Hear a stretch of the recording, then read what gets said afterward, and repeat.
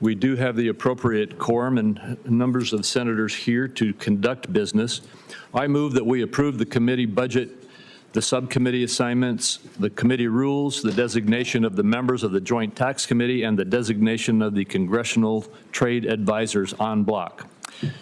Senator Wyden? Mr. Chairman, I second. All those in favor say aye. Aye. Aye. Opposed, no. The ayes have it, and the business matters are agreed to. The business meeting is adjourned, and we will take a few minutes to have our witness seated. Mr. Greer, you may come forward.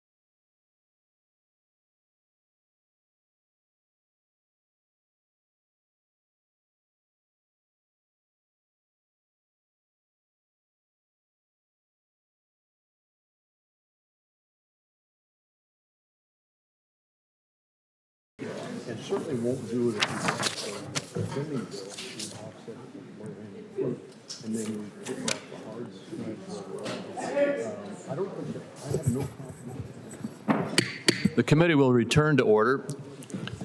Senator Wyden and I will give our introductory statements, and then we will go to a good friend and colleague, Senator Hagerty, and then we will go ahead with our testimony, Mr. Greer, for your your hearing. Mr. Greer, I would welcome you and congratulate you on your nomination. By traditional timelines, this is one of the earliest dates the Finance Committee has held a nomination hearing for the USTR. Your cooperation and timely responses to questions from both sides of the aisle expedited the committee's very demanding process. Mr. Greer is nominated by the President for an incredibly important job, America's chief trade negotiator. By statute, and frankly in accordance with our Constitution, our negotiator must report to Congress, which means he reports to the Finance Committee. This week, attention fell on President Trump's executive orders to help secure our borders from illegal immigration and fentanyl smuggling. I strongly support securing our borders and fighting fentanyl trafficking. The executive orders rely on International Emergency Economic Powers Act, or IEPA, and concern drug policy and border security. The President, not the USTR, invokes IEPA. And the Department of Homeland Security, not the USTR, is responsible for securing our borders. Nonetheless, I am securing briefings on these orders, and in fact, Customs and Border Protection will brief the committee on this matter today. What the President has done that is different, though, is to bring tariffs into the discussion about border security. USTR is, as I said, America's chief trade negotiator. Anytime the U.S. government is considering tariffs or something that implicates trade policy, the USTR, should be a part of those conversations and should report to us about those conversations and solicit our input. Right now, Mr. Greer is not in the government and not privy to various discussions.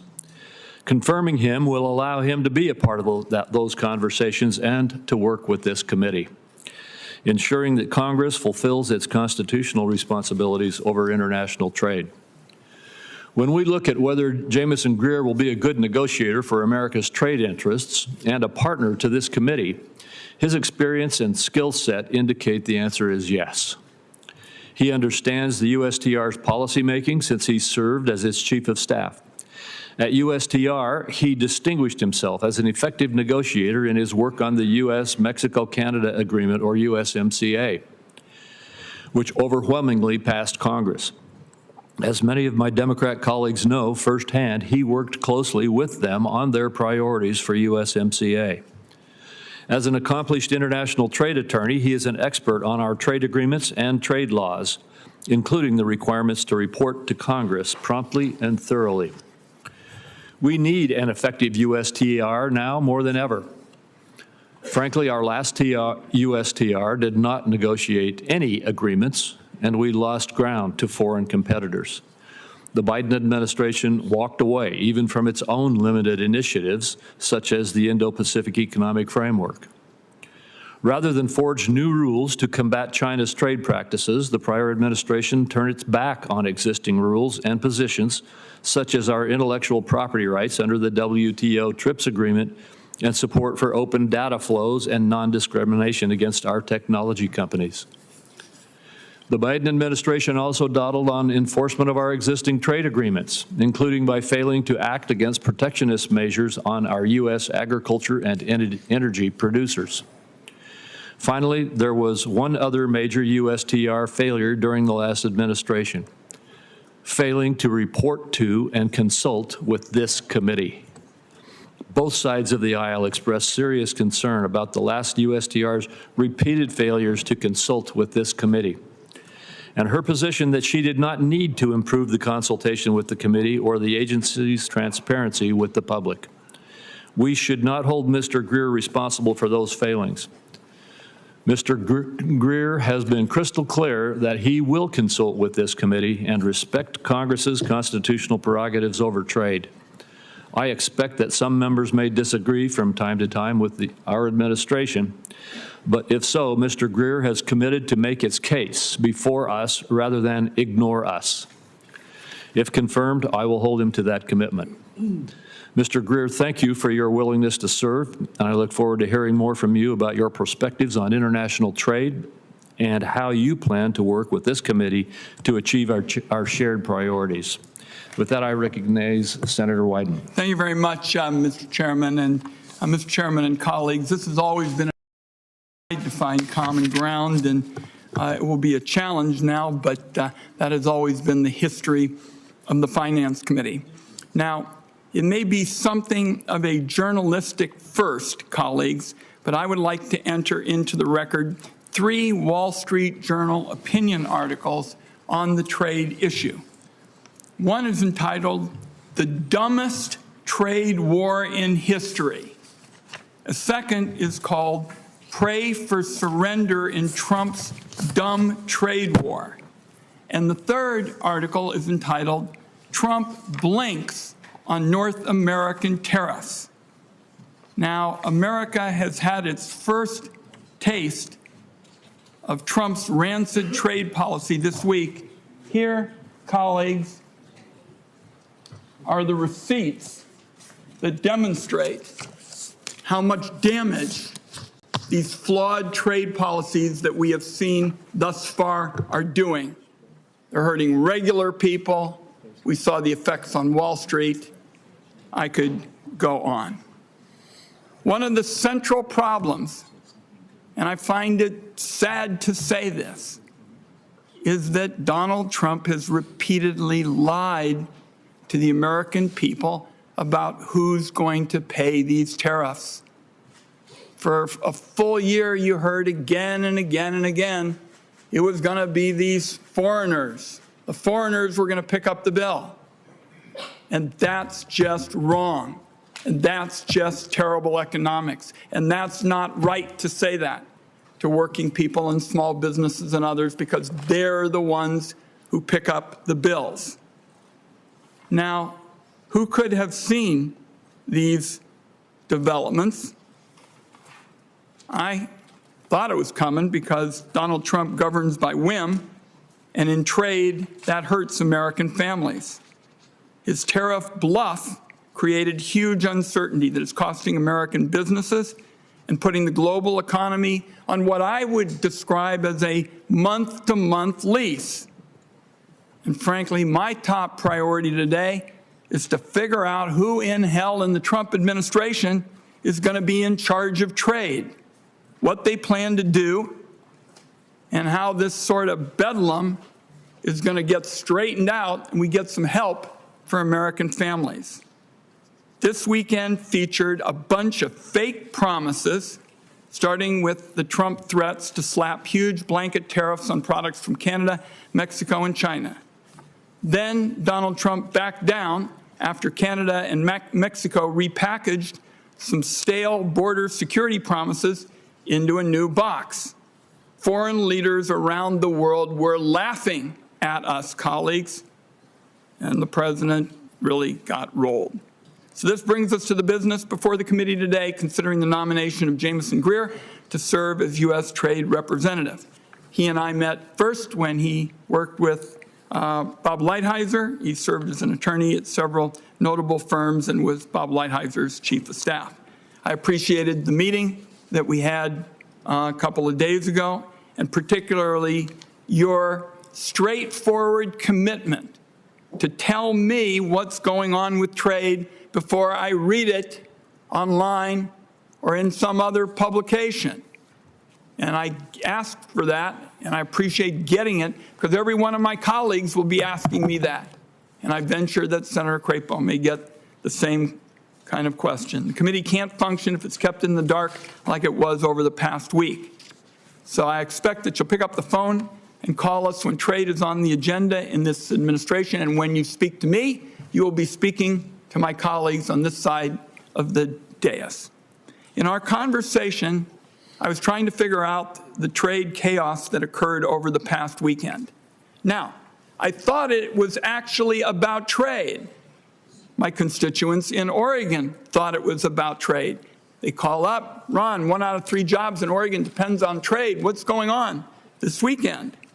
But you told me that the tariff threats were not actually about trade at all, but it was rather an issue of border security. So I'm interested in exploring which is which, and I didn't leave that conversation we had very confident that you would expect to be in the room when these kinds of trade decisions are being made. And this is something that ought to concern every member of this committee on both sides of the aisle. The American people need to know who's making the trade case for them. What we say in Oregon, this is all about value-added jobs. You grow stuff in Oregon, you make stuff in Oregon, you add value to it, and you ship it around the world because Oregon products are very appealing around the world. But you've got to know who's making the case. Now, the law says USTR is in charge of international trade. In this administration so far, it's not at all clear that's the case. Is it Mr. Lutnick at the Commerce Department, Treasury Secretary Bessent, Homeland Security? Who is it? The Finance Committee needs a USTR who doesn't pass the buck, who speaks with the authority on the administration's trade policy. And I'll close with this. I want to make sure that we get the nominee's views when it comes to using tariffs to settle scores that don't have anything to do with trade. For example, no administration has used the International Emergency Economic Powers Act to impose tariffs before Donald Trump. It's my view that's an abuse of the law, and a number of us have already introduced legislation to rein it in. If the USTR has no role in decisions like that, I'm not even sure what their job is. International trade policy is just too important to American families, workers, small businesses, manufacturers, and farmers to be sacrificed to make headlines on unrelated issues. We will not have a full-scale Crapo-Wyden scrum with respect to potatoes in Oregon and Idaho because we love them both and we know Oregon's are superior. And we need to sell these products in foreign markets.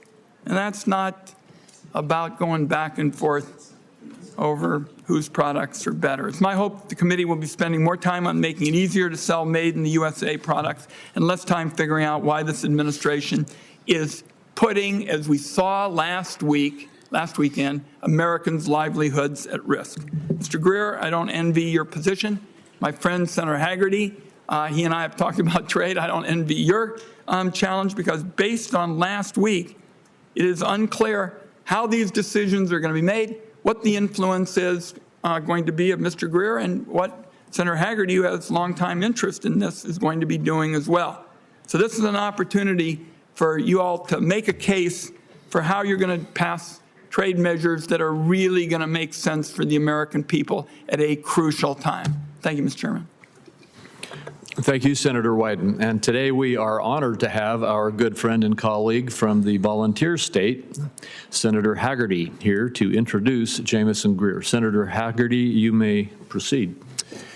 Thank you, Chairman Crapo, Ranking Member Wyden. It's a privilege to be here today, particularly a privilege to introduce my friend Jamieson Greer to be President Trump's our nation's trade representative. Trade policy is a cornerstone of President Trump's economic plan for America. For such a vital role, the president would only select a man whom he deeply trusts. And thus, I believe his selection of Jamieson speaks volumes about the qualifications and character of this nominee who will be testifying before the committee today. Jamieson is no stranger to the complexities of global trade. He previously served as Chief of Staff to the U.S. Trade Representative, Ambassador Robert Lighthizer. During his service at USTR, he participated in virtually every major trade action initiated by the administration. He worked closely with senior officials across departments and agencies and was deeply involved in negotiations in the Phase 1 trade deal with China and the new United States-Mexico-Canada agreement. I also had the pleasure of working with Jamieson and Ambassador Lighthizer to help President Trump negotiate key trade deals between the United States and Japan, where Jamieson proved himself exceptionally capable of representing America's interest on the global stage, and Mr. Greer was in the room at every critical turn as we negotiated on America's behalf. During President Trump's first term, we witnessed firsthand how strong trade policies and strong economic growth go hand in hand. Tariffs were leveraged to advance America's strategic interest, hold our adversaries accountable, and bolster our national security, all while Americans enjoy low inflation and economic prosperity. Jamieson understands this better than anyone, and I know he will bring that knowledge and experience to this role. Jamieson's approach is guided by a commitment to fair and reciprocal trade.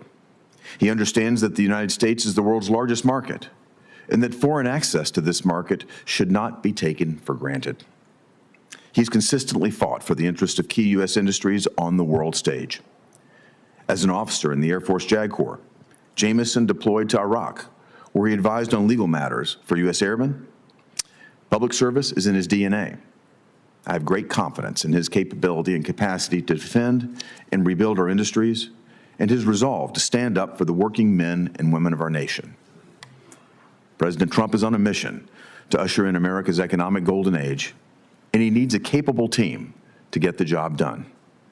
Jamieson has answered the call of duty before, and I thank him for his willingness to answer that call once again. He's the right man for this job. I look forward to his testimony and working with my colleagues to quickly advance Mr. Greer's nomination. Thank you.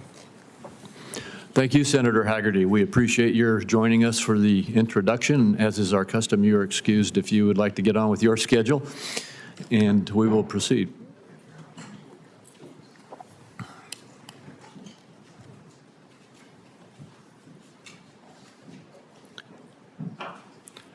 Mr.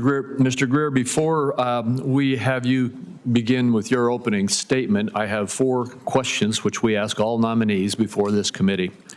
First, is there anything that you are aware of in your background that might present a conflict of interest with the duties of the office to which you've been nominated? No. Second, do you know of any reason, personal or otherwise, that would in any way prevent you from fully and honorably discharging the responsibilities of the office to which you've been nominated? No. Third, do you agree without reservation to respond to any reasonable summons to appear and testify before any duly constituted committee of Congress if you are confirmed? Yes. And finally, do you commit to provide a prompt response in writing to any questions addressed to you by any senator of this committee? Yes, I do. Thank you. And with that, you are welcome to make your opening statement. Thank you. Chairman Crapo, Ranking Member Wyden, and members of the committee, thank you for taking the time today for this hearing. It's an honor to be before the committee for consideration for this position. I'm also very grateful to the committee staff for their hard work during this process. It's been a very busy nomination season, and I know it couldn't happen without the staff, so thank you. I'm grateful to President Trump for nominating me to be the United States Trade Representative. His first term was historic and largely bipartisan with respect to reorienting U.S. trade policy. And if I'm confirmed to this position, I look forward to continuing that work for the President and the American people in close consultation with this committee and the rest of Congress. I also want to express my appreciation to my family, some of whom are here today. I'm grateful to my parents, Michael and Shannon Greer, my siblings, and my extended family. I'm particularly thankful for my wife, Marlo, and our 5 children, Noel, Pearl, Eve, Jamieson, and Sonora. Through various turns in public service, they have also sacrificed quite a bit, including during my military trainings, deployment to Iraq, and my prior White House service. And I would be remiss not to acknowledge Ambassador Bob Lighthizer, who's already been mentioned several times today, and rightly so, a former U.S. trade representative and a gracious mentor and friend of many years. He gave me my first job in Washington out of the military, and he brought me into the first Trump administration to be his chief of staff. When he asked me to do that, I said, "What is that?" He said, "It'll be fine, just come." And it was fine. It was wonderful. And I wouldn't be prepared for this position without him and the many generous colleagues that have taught me over the years. And I'm thankful to Senator Hagerty for his kind introduction. Working with him when he was the U.S. ambassador to Japan was a highlight of my professional life. And he was exactly what an ambassador should be in terms of representing our country's interests while building constructive relationships with our trading partners. I should also note that my great-great-grandfather Greer was born in Tennessee, as were many ancestors before that, so I'm an honorary constituent. And you may not believe this, but the town where my ancestors were from is actually named Trade, Tennessee. So maybe it's destiny that I'm here today. Again, I'm grateful to be considered for this position, and I look forward to building on the historic work that was accomplished on trade in President Trump's first term. Notably, nearly all of that good work was kept in place by the Biden administration and even expanded upon. For example, President Biden kept President Trump tariffs on China and increased them in a handful of critical areas, such as vehicles, steel, and semiconductors. The last administration also embraced the United States-Mexico-Canada agreement negotiated by President Trump, which has driven massive investment in the auto industry in the United States and North America generally. And to this day, I hear from cattle ranchers and other meat producers about how important it was to secure agricultural market access in Japan as part of the United States-Japan Phase 1 trade agreement. And at the time President Trump was implementing his trade agenda, inflation and unemployment went down, while real median household income went up for all demographics. And this is the type of growth we want in America. And I strongly believe that an active and pragmatic trade policy is critical to achieving this once again. During my meetings on Capitol Hill in the lead up to this hearing, one senator asked me a simple but important question. Why do you want this position? There are many answers to this, but I have two primary reasons.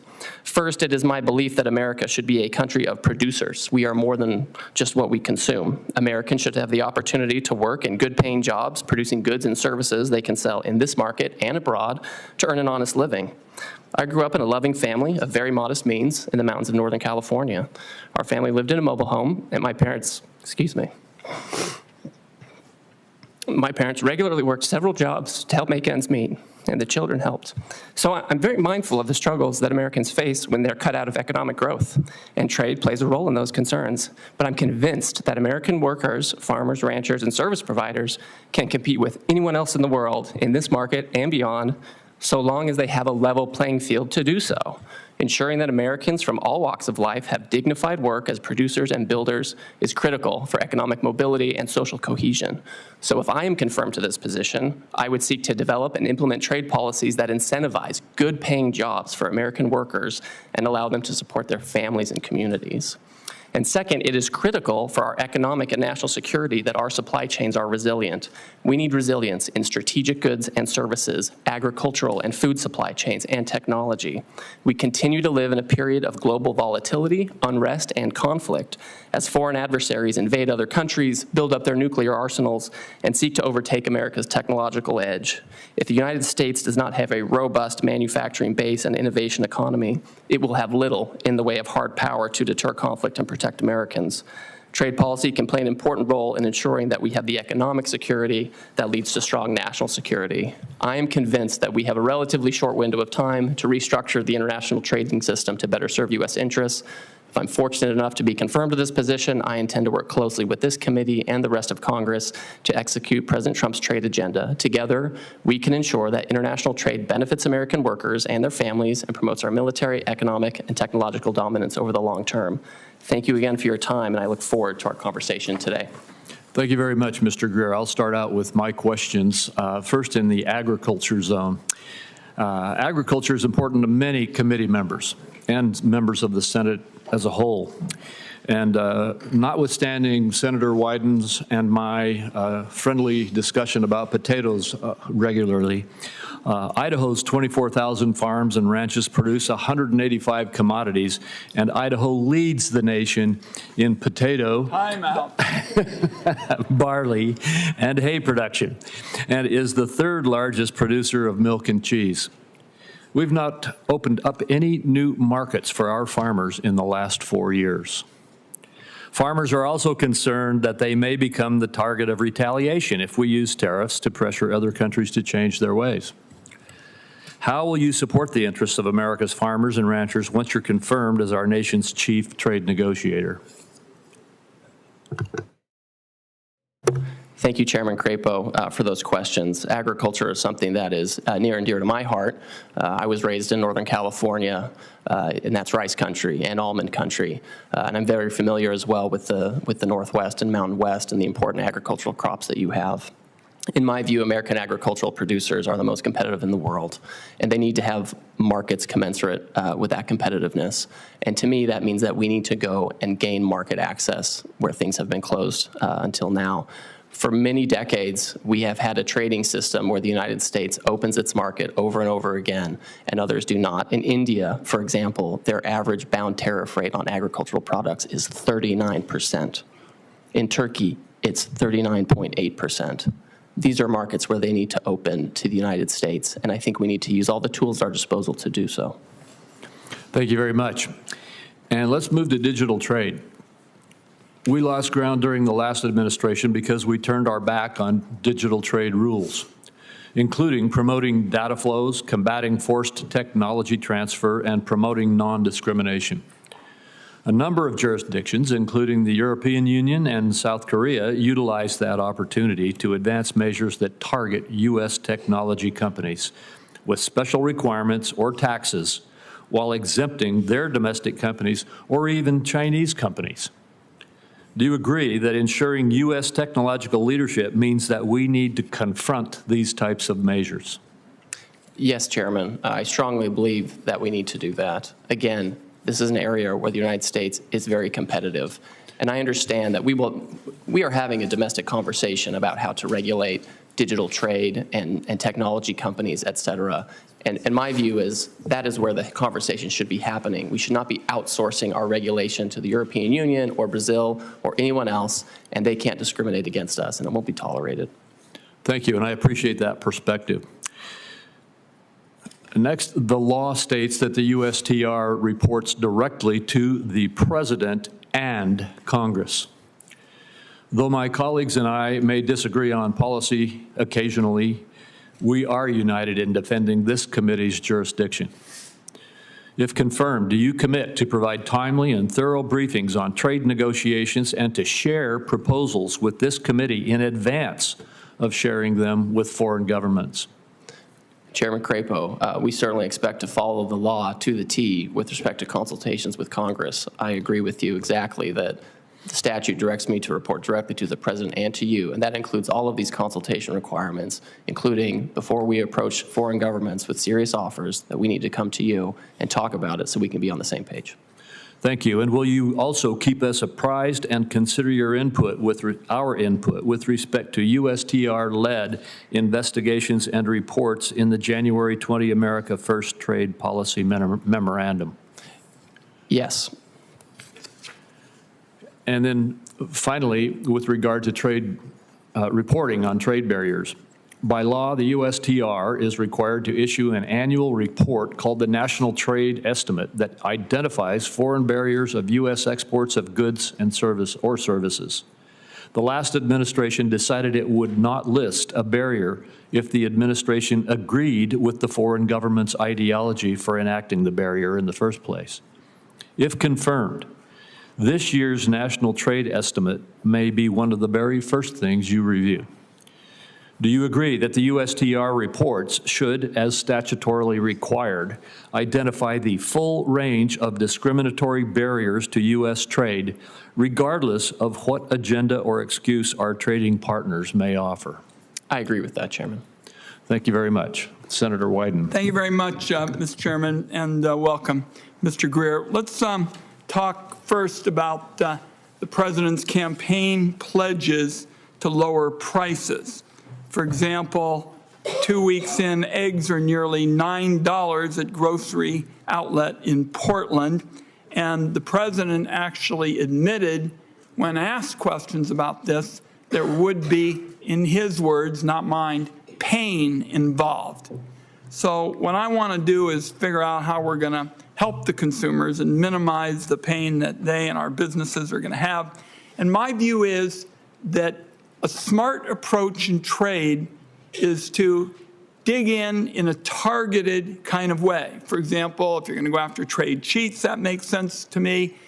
Taking steps to minimize the pain and cost to American families makes sense to me. That's not the Trump approach. The Trump approach is to apply universal tariffs, across-the-board tariffs.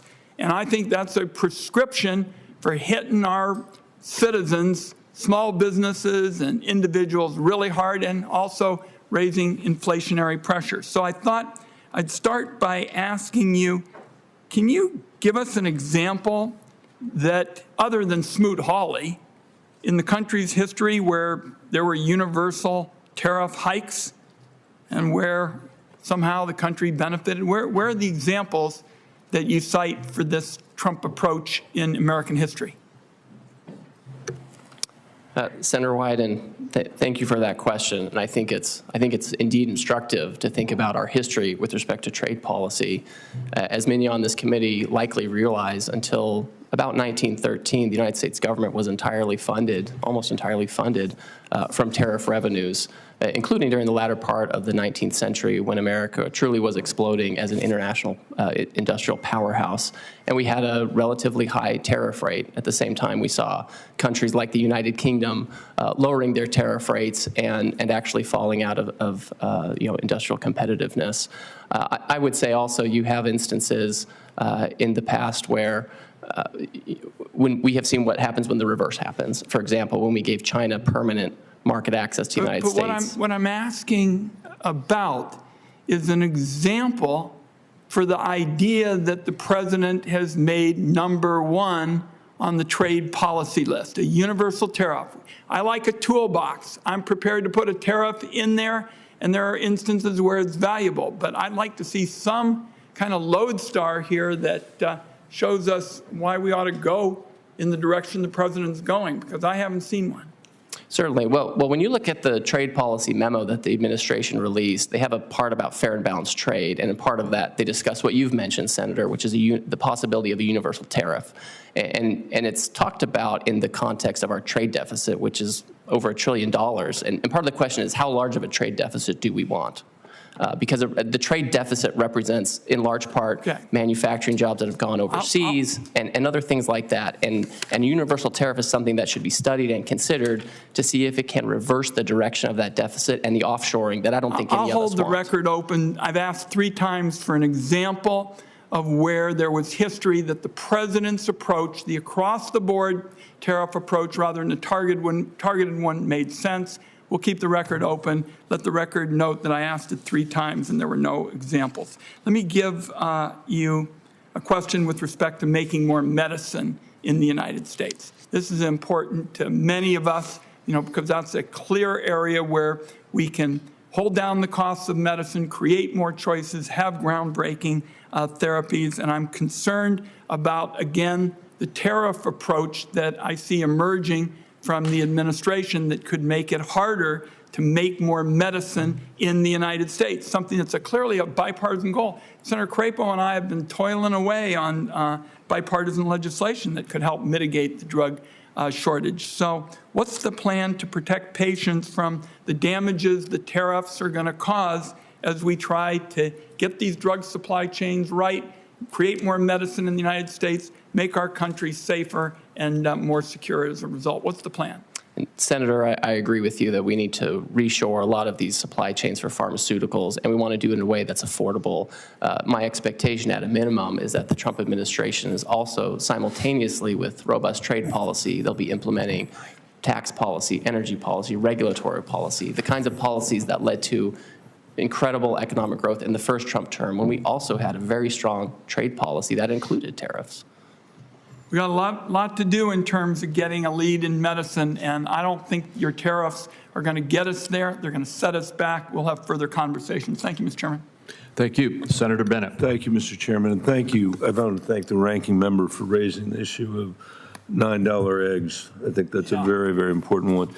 And Mr. Greer, thank you for being here, and I want to welcome your family as well for being here. They're a lot better dressed than my family would be if they were here. I want to ask you a question in your opening statement, and I have 2 questions, so please don't filibuster the answer to this one, because I know it would be actually easy to fill the time because I know you believe in it. At the very end, you wrote, I am convinced that we have a relatively short window of time to restructure the international trading system to better serve U.S. interests. Can you elaborate on that a little bit? I will, and I'll try to be succinct. Please, thank you. To your point. We're in a position where for the past several decades, we have had a default trade policy that was an end unto itself, which was to liberalize the United States trade policies in the hopes that other partners would do this. As we've discussed, that resulted in quite a bit of offshoring and concentrated losses in some of our industrial communities.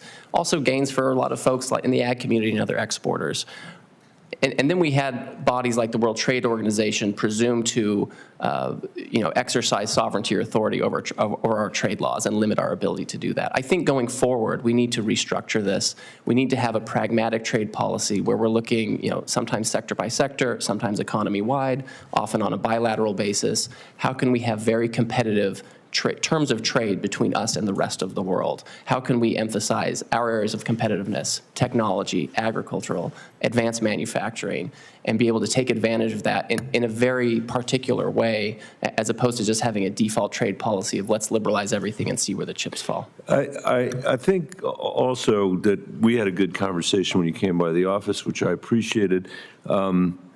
And I think that you agree that we can't tariff our way to prosperity, that there are other policies that we need to pursue to drive American growth, to protect our national security, and that we need to approach domestic and international politics in a strategic way. Trade is part of that, but we have other business to conduct around the world and here also. For me, this includes supporting American manufacturing, pursuing trade policies at the same time that we're doing that we're serving the farmers and the ranchers that you grew up with and the workers throughout our state, and reducing our dependence on China, which I think is something that there's bipartisan support for here. I believe we can do that by investing in the Western Hemisphere, which has been ignored, I think, by administrations on both sides of the aisle.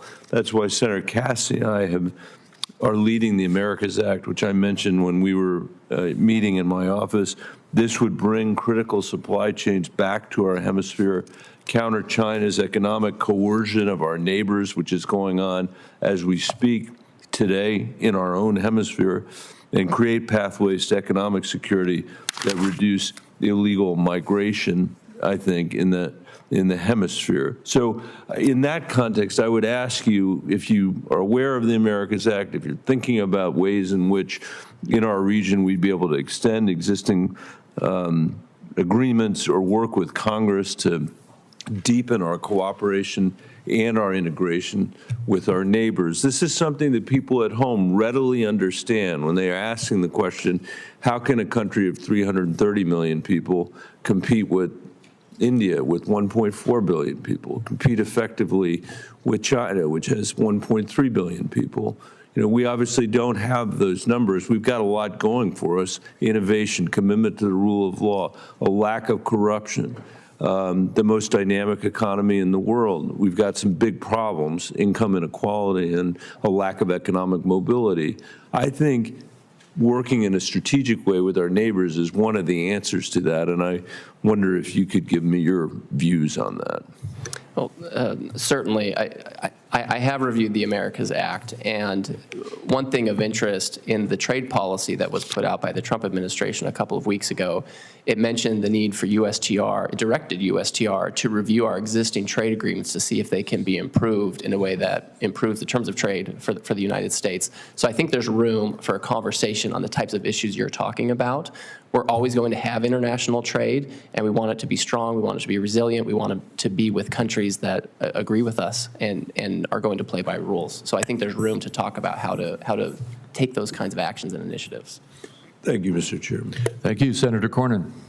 Mr. Greer, congratulations on your nomination. And back in, I think it was during the Clinton administration when China was admitted to the World Trade Organization. Is that your recollection as well? It was the tail end of the Clinton administration, and I think President Bush signed the paper. And the premise of that was that somehow China would become part of the rules-based international order. But the fact of the matter is China cheats, China steals our intellectual property, and they don't recognize a rules-based international order. Do you know off the top of your head what sort of tariffs that China imposes on imports into their country? I do, Senator. So when it comes to tariff rates, Their overall applied tariff rate on average is 7.5%. On ag products, it's 14%. But we know that this does not capture the full extent of the non-trade barriers and regulatory hurdles that they impose on our exports. And they subsidize a lot of their government-owned enterprises, correct? That's exactly right, sir. And it makes it very difficult for anyone else to compete. And it results in enormous overcapacity that floods global markets and our own markets. It's something that has been a huge factor in the deindustrialization of the United States, which we need to reverse. Absolutely. Well, I think President Trump was the president who first raised this issue in a very dramatic sort of way, and I think he's exactly right to insist upon reciprocity as a principle. Do you agree that reciprocity ought to be the basic principle that drives our trade policy? So Senator, and I know you've been a leader on this issue with respect to investment flows as well with China, and you watch this very closely, so I appreciate your insights here. I think that with China, reciprocity is one word we can use, right? But I also don't want them to fall into a trap where they say, oh, well, we'll have a 0% tariff on you, and they have other kinds of barriers. So I don't want that word to be misconstrued by the Chinese or anybody else. But I think we do have to have a balanced relationship. I think the United States has always been willing to have a balanced relationship with China, but there's Chinese agency in this matter, and they need to decide how open they want to be to us. Well, your response reminds me of the conversation we had in my office, and thank you for coming by to visit. I talked to you a little bit about something that we're working on in the Banking Committee. Senator Scott, chairman of the Banking Committee, and others on a bipartisan basis, working on an outbound investment transparency law we thought was going to be added to the continuing resolution or the National Defense Authorization Act. But I'm hopeful we can tee this up in a bipartisan way so that as policymakers and as a government, we understand what sort of financial investments are being made by the United States and our friends and allies in China, which are then being used by the Chinese government because there is this Chinese military-civilian fusion. Anything that's developed, let's say, in the area of technology that has to be shared with the military and with the Chinese Communist Party. Do you think it just makes sense that we should have transparency over investments being made in China that may well fuel the modernization of their military in a way that's a threat to the peace in the Indo-Pacific and beyond? Senator, I think that having this kind of transparency is very important. In fact, again, I keep referring back to the Trump administration's policy memo on trade because it is so comprehensive and gives such a clear direction on these things. And one of the things it talks about is looking at current efforts around outbound investment to foreign countries of concern. And so I think consideration of this kind of control or data gathering information, I think that goes right along with exploring that. Talk to me a little bit about the de minimis exception to duty-free trade between countries. I know the executive order that President Trump has signed has basically said we need to take a look at that. But one of the issues that I'm concerned about beyond just the trade issue is the use of this failure to inspect packages, let's say, that come into the United States via the U.S. Postal Service or some other carrier that contain fentanyl or drug precursors. Are you aware of this as a potential problem? Yes, Senator, I'm aware of this. Again, this is something where the Trump administration has signaled that they want to look at this. And there are issues around that related to inspection, informal entry, where I think we need to be very careful that this is not a loophole that's being used for tariff evasion, counterfeits, fentanyl and other drugs, or simply to explode the trade deficit. I think we definitely need to take a close look at that. Thank you, Mr. Greer. Thank you, Senator Grassley. Oh, I'm next? You're up. I thought we went back and forth. No, we go by who got here first. I'm ready. He's always first. Thank you for visiting my office. I appreciate the conversation we had a couple weeks ago. Now that you and Mr. Lutnick have been nominees for several weeks, I'd like to know exactly how much authority do you have on trade matters relative to Mr. Lutnick and other cabinet members? Thank you, Senator. And I also enjoyed meeting with you in your office and beforehand. Since I'm an honorary constituent, my wife is from Dubuque, Iowa. So thank you. With respect to trade authorities in the United States government, my statute is the statute. It designates the office of the U.S. Trade Representative as the chief trade negotiator, negotiating trade deals. Section 301 enforcement authorities are delegated to the United States Trade Representative. Obviously, the Secretary of Commerce has his own trade authorities over trade remedy laws, export controls. The Treasury Secretary often has sanctions through IEPA. I think what's important to understand about all of this is the president himself is so focused on trade issues. It's something that's very important to him. It's been a key platform, plank in his platform for decades, and he expects that all of his cabinet members and cabinet level members advising him on trade work together and coordinate. So I expect to work very closely with Mr. Lutnick, Mr. Bessent, and White House advisors on trade matters, of course, if I'm confirmed. Yeah. I have a short statement I want to read, and then I'll ask you to comment on it after I read it. I'd like to, while I think it is important to hold China to its obligations under Phase 1 agreement, I also fear that it will keep us reliant upon Chinese markets, so we need to be looking around the world at other markets. We need to balance our short-term profitability with long-term stability. I have for a long time voiced my own concerns about unfair trade practices by China, and I hope that you and President Trump are successful in holding China accountable on issues including fentanyl, intellectual property theft, and government subsidization. That said, I believe we must pursue freer trade with other countries to create new markets so that we can move away from China without losing even more global market share to commodities to Brazil and other countries. The free trade agreements that were negotiated under George W. Bush have resulted in large trade surpluses in key industries like agriculture and manufacturing. And I think we need more free trade. And I know that President Trump is more interested in bilateral agreements than multi-state agreements.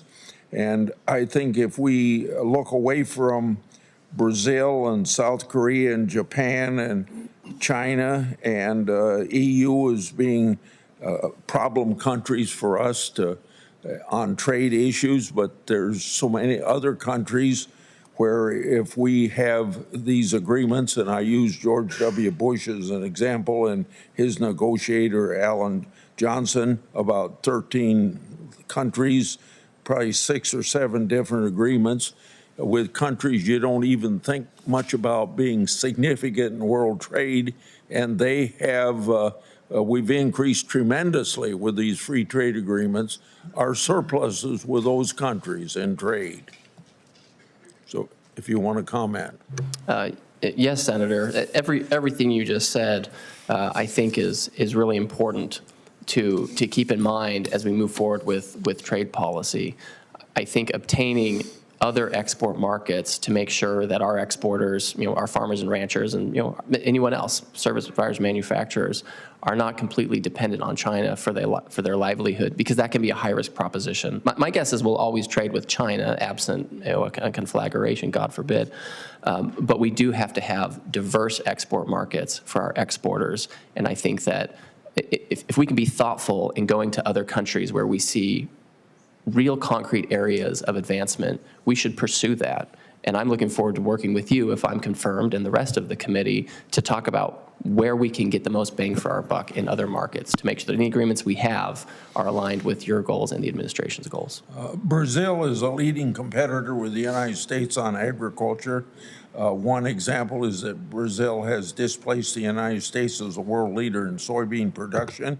Another issue with Brazil that I brought up with your predecessor, Ms. Tai, is drastically unfair advantage Brazil has on ethanol. U.S. exports face a 18% tariff on ethanol going to Brazil. However, Brazilian ethanol comes here nearly duty-free. So I hope you will address this trade imbalance with Brazil that Ambassador Ty wasn't successful in doing, taking action to reduce or eliminate this harmful tariff on American ethanol. Senator, if I'm confirmed, I will work with you. I have a lot of things at the top of my list, but this is one of those things. I'm happy to work with you if I'm confirmed. Thank you, Senator Cortez Masto. Thank you. Mr. Greer, congratulations on your nomination. Welcome to your family. Your son has been very patient, your whole family, I see. I appreciate that. I understand the challenges during this long period. Let me say this. First of all, thank you for meeting with me. I so appreciate the conversation. I want to talk about a topic that seems to get lost sometimes when we talk about trade and tariffs, and this topic is so important to Nevada, but also to the United States, which is tourism. It's the single largest export for the United States, and in my state, as you well know, from Nevada, from Reno to Las Vegas, and all parts in between, we are reliant on a strong and vibrant international tourism economy. The U.S. Travel Association has warned that 25% across-the-board tariffs on Canada will result in fewer Canadians visiting America, causing $2.1 billion in lost spending and 4,000 jobs lost. Tariffs on Mexico are likely to have a similar impact. So my first question to you is, do you view tourism as an important industry, and do you agree that trade wars with neighboring countries are likely to harm tourism? Senator, thank you. Thank you for your kind words, and I also appreciated our meeting in your office, which I thought was insightful. With respect to tourism, 100%, this is an important export for the United States, and this is why we have, tourism promotion agencies at states and other things like that. It's critical, and I hope particularly for your state. With respect to tariffs on neighboring countries, I think the chairman said it very well in his opening. We talked about the action that the president is talking about is about fentanyl, where we don't want another single fentanyl death. A kilogram of fentanyl can kill 50,000 people by some calculations, and we can't have that, and we need to come to an agreement on that. And luckily, Mexico and Canada, from the outside looking in, it appears they've come to do that. Obviously, where a tariff is concerned, I naturally have equities. The Finance Committee naturally has equities, so I would want to be involved and come brief the committee on those issues when they come to a front, because I know it's important to you. I know it's important to your state. Well, let me just talk about the practical impacts here, because various administration officials, including Secretary Bessent, when he testified before this committee, stated that broad tariffs will cause the currency to appreciate. And let me just say, as it appreciates, it makes it more expensive to travel to the United States. That has an impact on travel and tourism. And so I'm hoping that you're taking that into consideration. Listen, I don't know anybody in this room or any of my colleagues that doesn't want to fight the war on fentanyl. It's impacting all of our communities. And there's a way to go about it. And I believe this war on fentanyl existed during the first administration of Donald Trump, and he didn't take this action. So there's a way to be smart about that is not also continuing to harm our communities with job loss and billions of dollars of income coming in the travel community. And let me just, I know the administration has put a 30-day pause on the negotiations with Canada and Mexico, but let me just tell you about the practical impacts of that pause. I received a call from a Reno small business yesterday that one of their customers in Canada has canceled their project due to uncertainty, costing them tens of thousands of dollars. These are threats that are real. They're impacting our small businesses. There's uncertainty. And so my question to you is, what do I say to my businesses? How do I ensure them that workers aren't going to be collateral damages. These businesses, small businesses, are not going to be collateral damages when we're engaging in this type of trade war. What should I say to this small business? Well, the first thing I would say is that they can, for one thing, they can come talk to us at the Office of the U.S. Trade Representative, and we want to hear from people who feel affected by this. That's very important to have that kind of feedback. I would also say that if you look at the first Trump administration, where the president had a very robust use of tariffs and other trade measures and trade negotiations and agreements to create an economy that resulted in real median household income going up by $7,000 in 3 years. It was historic. And so the president knows how to shepherd the economy. He knows how to balance these things. And I think that we need to stay the course when it comes to fentanyl, when it comes to redoing trade policy, so we can all grow together. Businesses, I just have to tell them, you're just going to be, unfortunately, a victim of the trade war. Suck it up. It's better for the country. It's better for everyone else. So that's the answer to them. I don't think so. And listen, you're a reasonable man, and we had a great conversation. There's a lot that is being impacted, from our home builders to critical minerals that are essential for this community, to titanium sponge that is important for all our national security that we don't actually get here in the United States anymore. There's a lot of impact here, and I'm looking forward to working with you. But there's got to be common sense, and there's got to be answers for so many businesses that are actually being, unfortunately, victims of this trade war. And if the answer to them is then, well, you have to be a victim, we'll shut your doors, and we just have to suck it up for the greater good, I'm not sure that's an answer I want to carry back to them. But I look forward to working with you. Thank you, Senator. Thank you. Senator Lankford, are you ready? You bet. Mr. Chairman, thank you. Mr. Greer, thanks for stepping into the fray on this. There's a lot to be done. As you would see, the last 4 years, there's been very little done, and this committee on a bipartisan basis has been incredibly frustrated with just the lack of a phone call coming in to say how we're cooperating together to figure out how we're going to do trade policy and how we're going to do the next place. And as you've heard several of my colleagues already say, a lot of us have ag producers that have a great product the whole world wants to buy, and USTR has not been helping us find new markets to be able to do that. So we're counting on you to be able to do that. If you can't do that, we're going to ask your son to step in and take over, and to be able to take that on, because clearly everybody looks well prepared in your whole family. So I'm glad everybody's here. So let me ask this: when you step in to this role, there are several things we've already talked about. One of them being the Abraham Accords. The Abraham Accords countries are still asking the same question: what's the benefit of being here? And one of those things should be trade.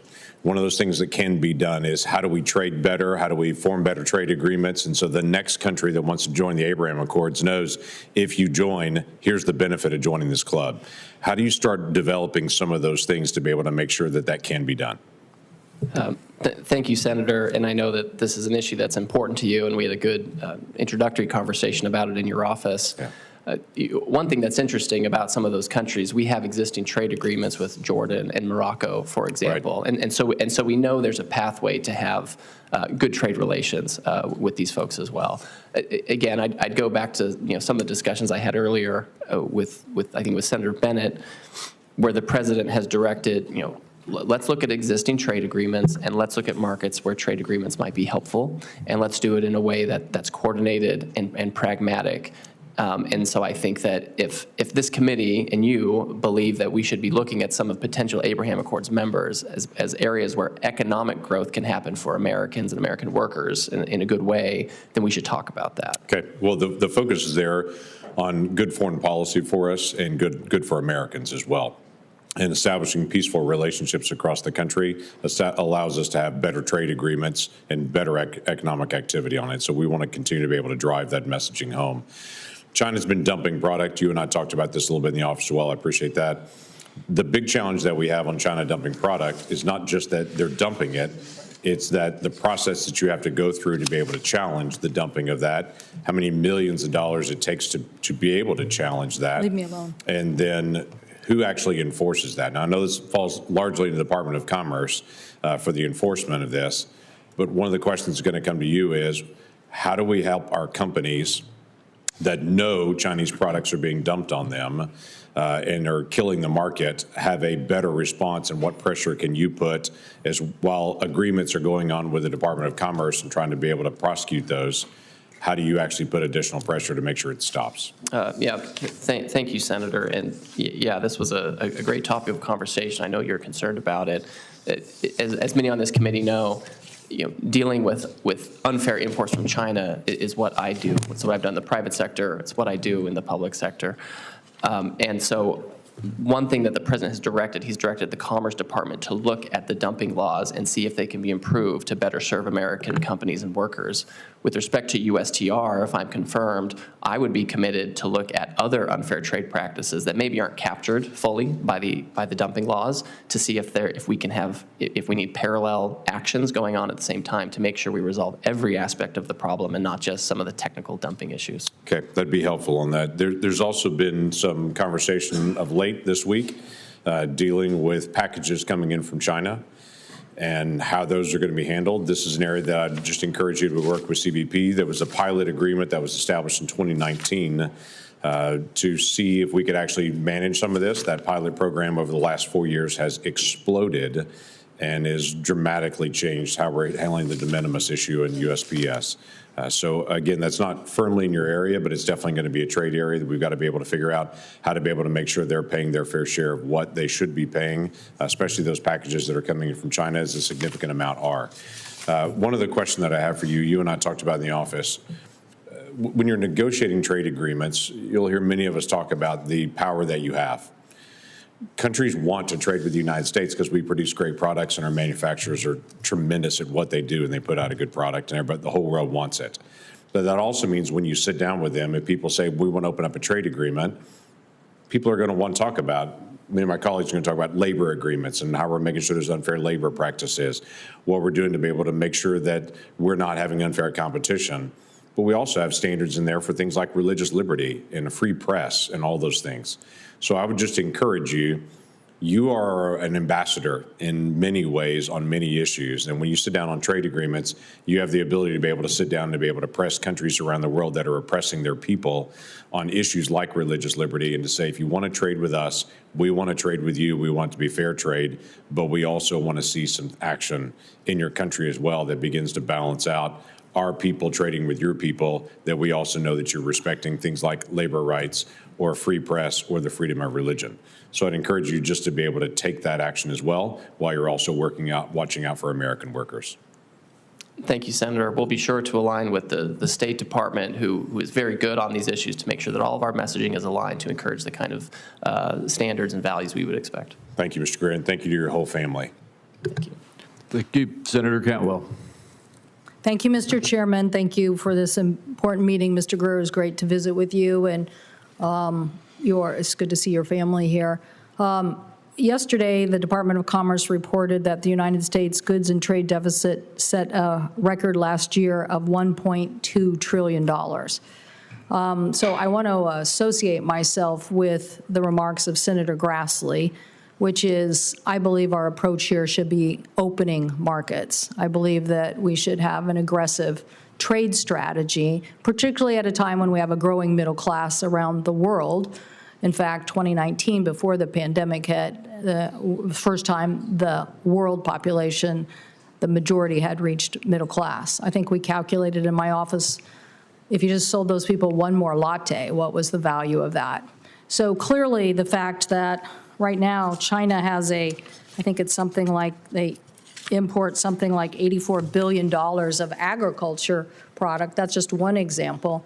But these other markets represent a huge opportunity for us. So when you say in your comments, in answering the question to Senator Grassley, well, we need concrete examples, I think this is where you and I are going to differ. And I get that you work for a guy who thinks that you throw down the tariffs and you force something, some little deal out of China, when I'm saying I want an aggressive continuation of U.S. policy over decades and decades and decades, yes, the Bush administration, the Clinton administration, and others, in opening up markets for our agriculture products. So I don't like the fact that we taxed taxpayers $28 billion last time during the Trump administration. That's what you came and asked, or they came and asked us for, to compensate farmers during that loss. And believe me, I'm definitely being nicer to you than I've been to Catherine Tai, okay? I did not agree with the last trade ambassador's approach to say that I'm going to be the trade ambassador, but I'm not going to spend any time on opening markets. So my question to you is, when you look at apples, and about 30% of our market export is to Canada and Mexico, and the U.S. Free Trade Agreement increased that capacity. And so why are we arguing with our closest neighbors, our biggest export markets for apples, and in the meantime, not going out and opening up more apple markets? The tariffs that were put on cost us an unbelievable retaliatory tariff in India. It basically decimated the market. It went from 120 million in India down to 1 million. And hundreds of families lost their economic livelihood. We have about 68,000 people that are employed in the apple sector in our state. So this is no small number. I fought hard and did get the Biden administration to work with India and reverse that tariff on apples. And I have to say, we are now back to recapturing that market. But I don't understand why you think a tariff-first approach is the way to capitalize on the biggest task at hand. The biggest task at hand is to get more free trade agreements, to get U.S. products into more places.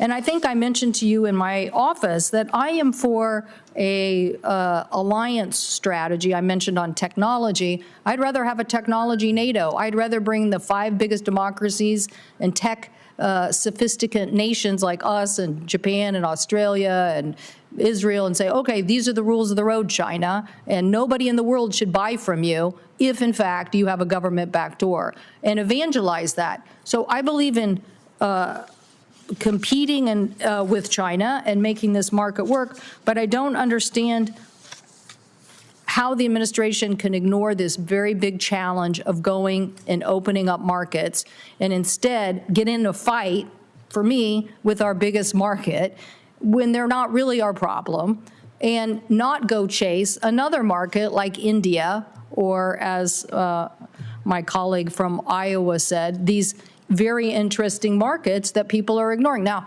look, every administration comes along and says, oh, I like bilaterals. Okay, I like FTAs, or I like the, I'm not religious necessarily on tactics, but I want you to have the most aggressive office possible, not to sit here and get into a tariff trade war that doesn't get resolved for 5 years, but one that's empowered to open up markets and to go get the job done. So I don't understand why this tariff approach. Mr. Chairman, my time has expired, but if somebody could just, well, I guess we don't have our apple. I have to fight for these people. I think I mentioned to you, in this tariff war, when we lose, it's not that you won't have farmland. It's just that it'll be owned by some corporation like Goldman Sachs or Bill Gates or somebody else. But those farm jobs, as we saw with this retaliatory tariffs as a result of the Trump tariffs, did cost families, and we can't afford it, and we can't bail them out with taxpayer dollars. Thank you, Mr. Chairman. Thank you. Senator Daines. Chairman, thank you. Mr. Greer, it's good to see you here again. Thank you for your commitment to service. You've seen really the history of your life as one of serving our country. I'm grateful to you and your family in that regard. President Trump has certainly laid out an ambitious trade agenda.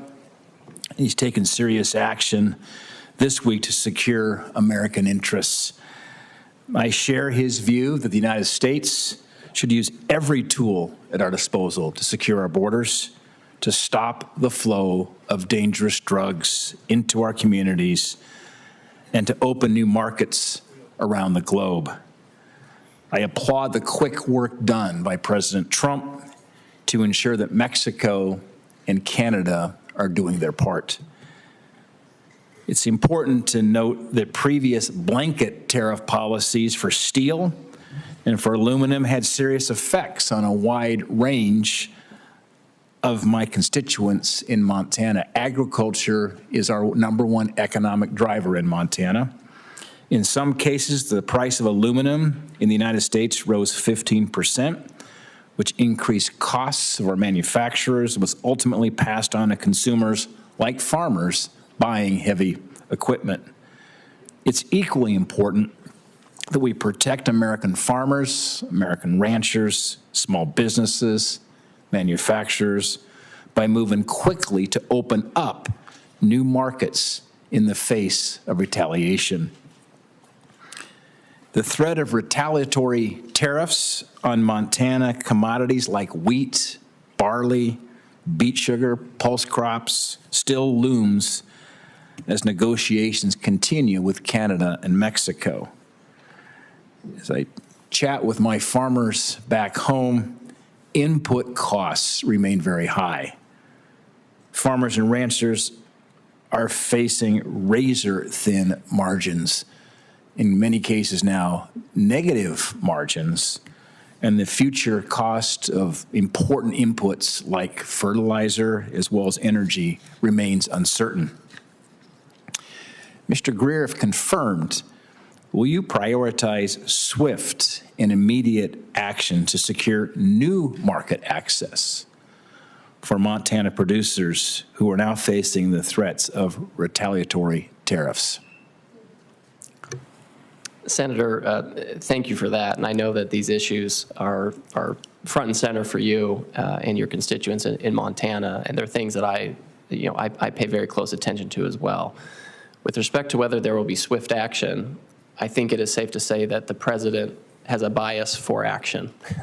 And I am going to do my best to keep up with him so I can open up the markets, so I can report back to him, if I'm confirmed, I'm able to do this, that we're opening markets, we're giving Montana cattle ranchers and other farmers and growers opportunities in a lot of markets to expand their market access, to give them better growth from year to year. I know these are razor-thin margins. I know every year the farmers and ranchers have to think about how they're going to make their money that year, given the input costs, et cetera. And swift action is certainly what you will get from me if I'm confirmed. Thank you. It's not lost on us that 95% of the world's consumers live outside the United States. There's a lot of mouths to feed outside the United States, and great opportunities. We think about the future of farm and ranch in Montana. A lot of that will depend on access to the 95% of consumers who live outside the United States. The Biden administration, sadly, and I remember having these confirmation hearings with the former USTR, they pursued a very unambitious trade agenda that created a vacuum that allowed countries to fill the void left because of our absence. Well, they were asleep at the wheel. Other countries were negotiating trade agreements that resulted in America falling behind. From beef exports to China, wheat to Japan, pulse crops to India, Montana ag has benefited greatly from some of these trade agreements in the Pacific. I remember being in China working with the Chinese leadership to remove a 14-year ban on U.S. beef imports. It's now one of the largest beef markets in the world. We must not forget, despite all the challenges we face with China today, that it is the second largest consumer market in the world. There's a lot of opportunity for growth for our ag producers to get access to that important market. We must continue to engage our farmers and ranchers on equal footing with the rest of the world. My final question, Mr. Greer, how will you ensure that China honors its commitments from that phase one trade deal? In fact, Senator Perdue then and myself went to Beijing, sat across the table from Liu He back in late 2019 to complete that phase one deal for President Trump. But how do we make sure those commitments made in that phase one deal for U.S. ag products increase access to that important market, and again, ensure that our producers are on a level playing field? So, Senator, in the president's trade policy memorandum that he issued 2 weeks ago, he directed the United States Trade Representative to review China's compliance or noncompliance with the Phase 1 trade agreement. There are mechanisms within that agreement, dispute settlement mechanisms, bilateral between the United States and China, to address failures of compliance. So if I were confirmed, I would expect to very quickly assess the results of that compliance review and very quickly go about enforcing compliance. I think it is of critical importance that if China wants to trade with the United States and have a healthy economic relationship, if that's possible, that a lot of it is going to be premised on fair market access for our exporters and producers. Well, final statement, Mr. Chairman, I'm over, but just one final statement. If confirmed, Mr. Greer, I think we will have a very good team in working with you, with working, if confirmed, Senator Perdue, soon to be Ambassador David Perdue to China, working together here in making some tremendous progress and getting access to that very important, very large market for producers. Thank you. Senator Whitehouse. Thanks very much, Chairman. Welcome, Mr. Greer. Thanks for our meeting. As Senator Cassidy and Senator Graham and others and I work together towards trying to figure out a proper border tariff, will you provide us technical support and information to help inform our discussions as we proceed? Senator Whitehouse, again, thank you for that meeting yesterday as well, and hearing about the possibilities of. I think you're referring to the tariffs on pollution. Yes, that's exactly right on pollution. So I think when it comes to this problem, just to, if you'll indulge me for a few seconds. Well, I don't have very many seconds, and my question is simply, will you help us? I'm happy to work with you, Senator. There you go. That's the answer you want, right? Because we do need your team's technical assistance as we develop a bipartisan proposal. We each have our own, and we'd like to meld them. Second, in my days on the Intelligence Committee, I developed the proposition that the largest theft in human history was the theft by the Chinese of American intellectual property through cyber intrusions. In my view, that theft has never been properly recognized in our commercial relationship with China. Is that kind of history of massive theft an appropriate consideration in designing a commercial policy with China, including tariffs? Yes, Senator, I think that's fundamental to it, and I think that was a driving force behind much of what we did in the first Trump administration with respect to China. And third, there is an issue that I think trade policy can help quite a lot, but that we very often overlook here. I'm a Rhode Islander, ocean state, fishing community, and what is going on in international fisheries is really a crime.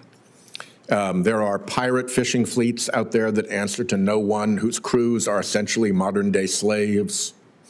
There is a predatory Chinese fishing fleet, and I would put the word fishing fleet in quotes because very often they're doing other business for Chinese intelligence services and the military. And we don't have a very robust response to that.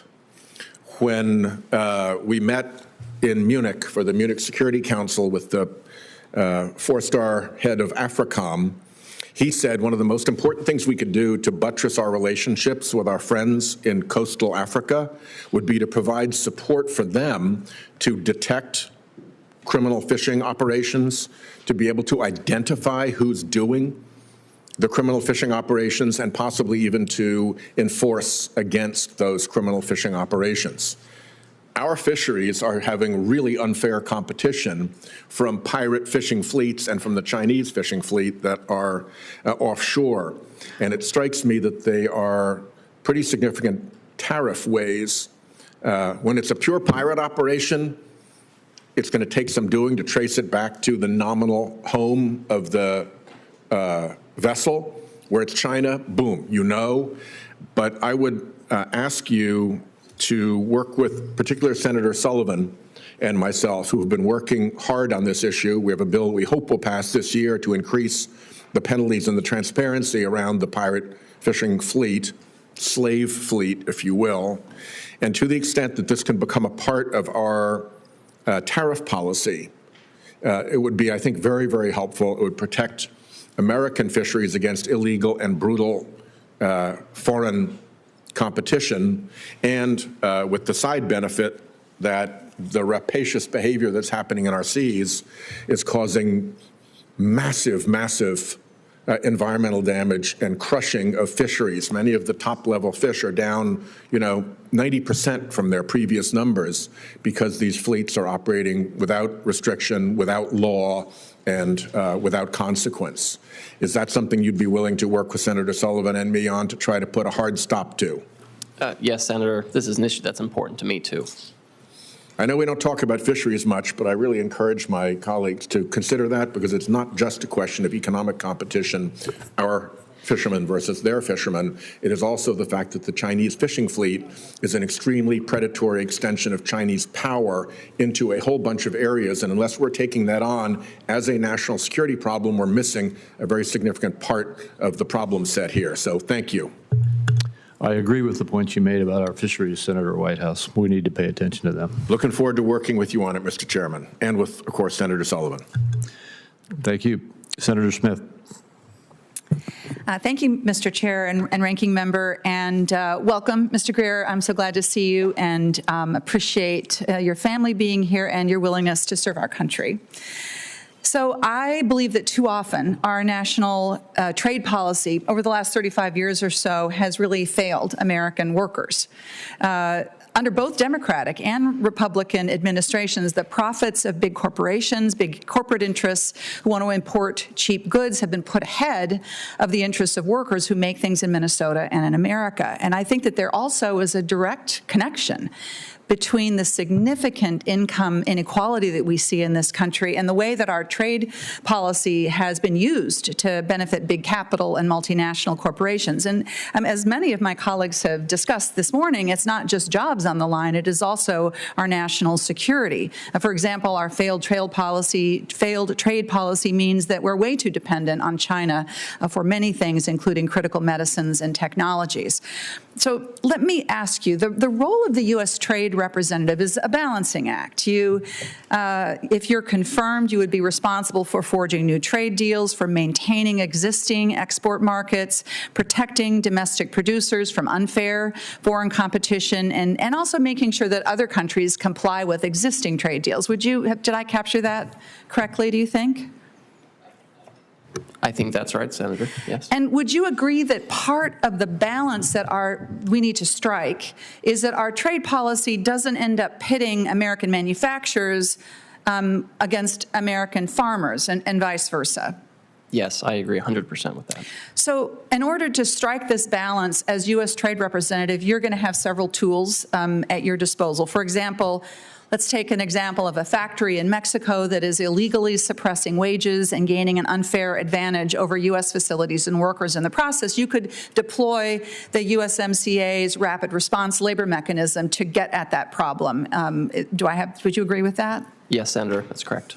And if a foreign country is engaging in unfair trade practices, you can investigate that, and you could impose Section 301 tariffs, for example, on products like, for example, steel. But President Trump did this in his first term on some Chinese imports, and President Biden, I think, expanded that with respect to EVs and other critical goods, which I supported on both the Trump administration and the Biden administration.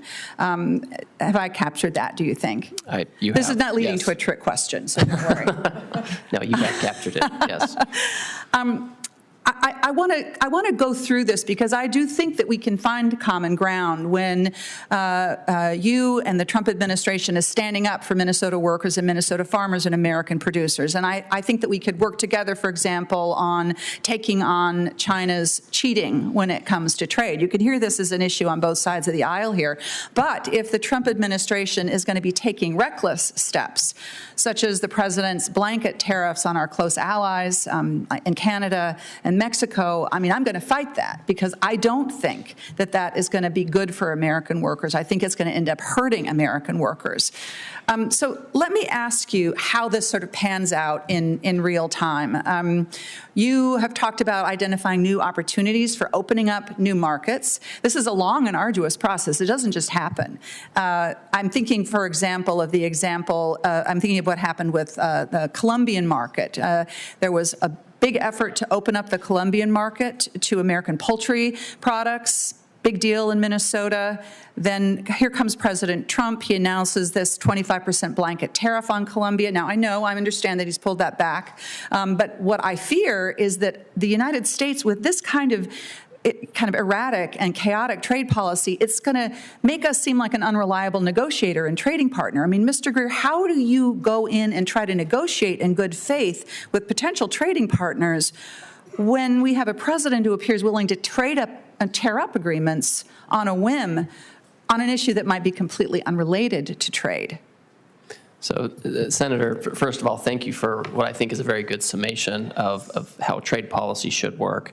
It's important to remember that when we have trade agreements, they all contain an exception for measures related to essential security. And if dealing with illegal migration of criminals or dealing with fentanyl or issues like that come up, this is very clearly an issue of essential security. Other presidents have used sanctions that just cut off trade entirely. The president hasn't chosen to do that here. He's chosen to use a different possibility.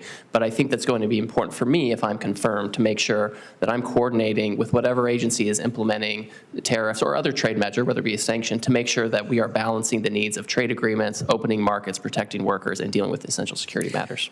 So I think this is going to continue to be an issue of real salience and concern for me and for Minnesotans. And I think, for example, of the work that Minnesotan producers went to sort of build on those trading agreements, to build trading relationships with folks around the world, including in Colombia, only to feel as if the ground is being cut out from under them on something that is completely unrelated in their minds to what that agreement was about. And of course, trade agreements, as you well know, we talked about this, it's not like turning on a light. And if you're a producer, you build those relationships over time. And then there's also what happens, because for every action, there's a reaction, and that ends up hurting American producers as well. So this is an area where I think we're going to have significant challenges. Thank you, Mr. Chair. Thank you, Senator Hassan. Well, thank you, Mr. Chair and Ranking Member, for this hearing. Welcome, Mr. Greer, and congratulations on your nomination, and to you and your family as well. Before we dive into trade issues, I want to ask you a really simple question in light of recent events. If directed by the President of the United States to take action that would break the law, would you follow the law or follow the President's directive? I can't imagine the President asking me to break the law, and I never would do it. And if he directs you to do something that would break the law, you will stand by the law or stand with the President? I will always stand by the law, and the President will too. Thank you. We will differ on the last point, but we will certainly hold you to that commitment. Over the weekend, President Trump announced tariffs on all products imported from Canada, which he has since delayed but will go into effect in a few weeks. About 80% of New England's fuel supply comes from Canada. Before the president delayed the tariffs to next month, some home heating oil customers in New Hampshire were notified that they would have to pay a 10% surcharge, the proposed amount of the tariff, on their home heating oil bills. That would add over $100 to the cost of filling a 275-gallon tank with home heating oil. The president's tariffs on imports from Canada would also drive up many other prices in New Hampshire, given that Canada is New Hampshire's largest trading partner. So, Mr. Greer, if confirmed, how would you track the impact of the president's tariffs on New Hampshire's families and small businesses, and what actions would you take to address increased prices caused by these tariffs?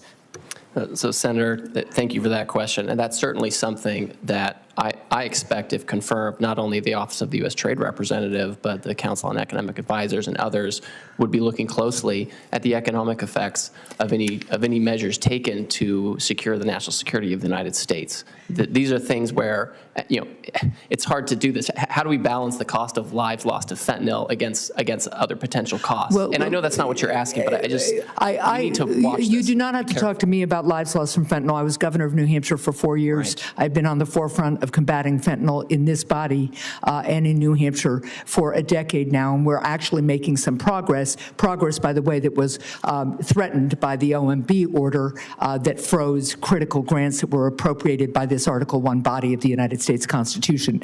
But look, what I have heard from my customers, some of whom voted for Mr. Trump because he promised them their essential costs would come down, they are getting this document from Irving Oil Company that is telling them that their home heating oil expense will go up by the amount of the tariff. And when we talked in my office, you said you didn't expect that to happen. Well, it is happening. At the same time, by the way, the OMB order threatened home heating assistance to people. It was minus 20 degrees in Berlin, New Hampshire on Sunday. And between the tariff threat and the home heating oil freeze, people are really worried about being able to heat their homes. So what I want to know is, what will you do, if confirmed, to combat that increase in price caused by tariffs? Well, first of all, I think it's important to note that when the president put out those executive orders related to tariffs on potential tariffs on Canada and Mexico, they were for 25%, but there was, explicitly they said it would just be 10% on energy. I think what's important is, for my role, I want to make sure that I'm coordinating with Customs and Border Protection, Homeland Security, so I can understand where they are in negotiations with Canada, so that we can make sure that. So here's what we need at the northern border. We need, yes, more cooperation from Canada, although they have been good partners. We need a lot more border personnel from the United States government, and we need to take some other quick actions. But let me just remind you that $100 more for a family to fill their heating tank is a significant cost and may cause some real harm. And there are other ways to combat the security issues than you're talking about, than making people who are hardly making it through the winter pay $100 more for each tank of oil. Now let's turn to another issue. When we met in December, we discussed creating a hotline at the Office of the U.S. Trade Representative for small businesses to call to help navigate increased prices from tariffs. This hotline would also help small businesses navigate any exclusion process set up by the administration. It's critical for the New Hampshire small businesses that any exclusion process be fair, transparent, and nonpartisan. Will you commit to working with me to create this small business hotline at USTR? I will, yes, Senator. Thank you. I see my time is up. I'll submit my remaining question on outcompeting China, something I've worked on with Senator Cassidy, for the record. Thank you. Thank you. Senator Lujan.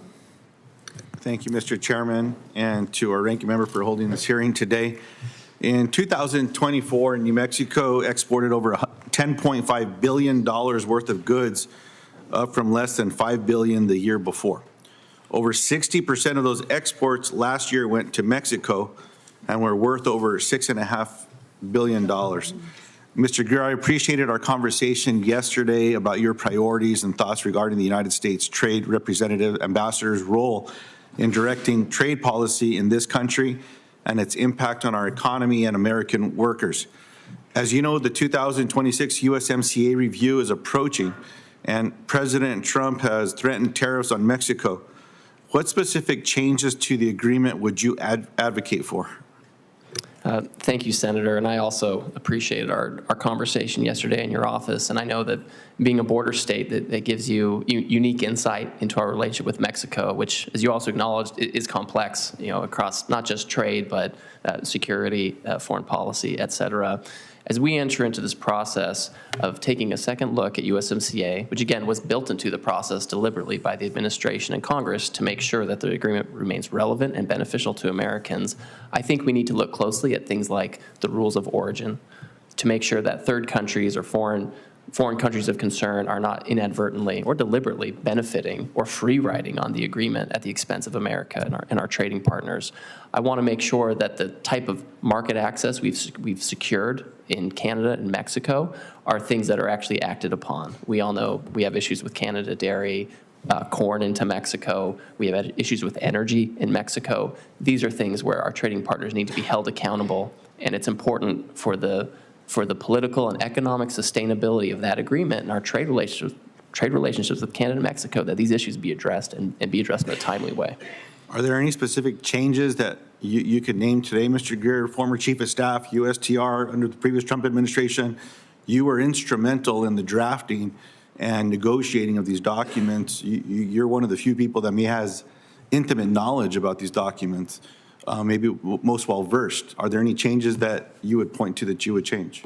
Yes, I certainly would. I think I would want to, I mentioned the rules of origin. I think we should look at the rules of origin for automobiles and aerospace and other things. And I think we need to look and see if we need to have any kind of restriction on, content or value added from foreign countries of concern or non-market economies, countries that benefit from unfair trading practices or subsidies, and somehow get their content into goods that are going across the border, and they benefit from the agreement without taking any obligations. And so I think it would be worthwhile for us to look, working with the unions, working with industry, working with our exporters, to see what we can do to make sure that the agreement benefits American workers and American businesses as opposed to businesses and workers in third countries.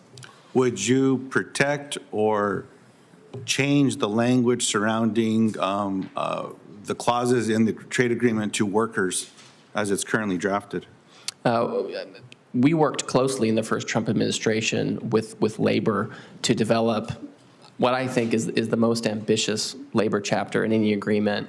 Senator Wyden, he helped develop a lot of that language, including the rapid response mechanism. So Mr. Greer, as my time is expired, would you protect that language? I would certainly protect it and see if we can improve it. I appreciate that. Now, given that Mexico is New Mexico's largest trade partner, how will you ensure that increased tariffs do not disrupt my state's economy?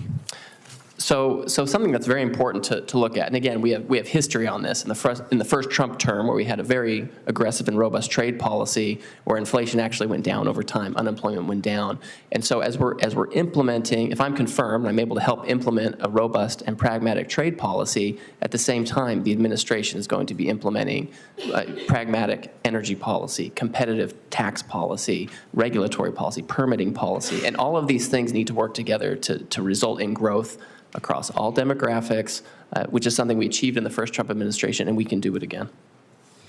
Not to oversimplify, but trickle-down economics will help my state because of the president's approach to the economy if these tariffs are enacted?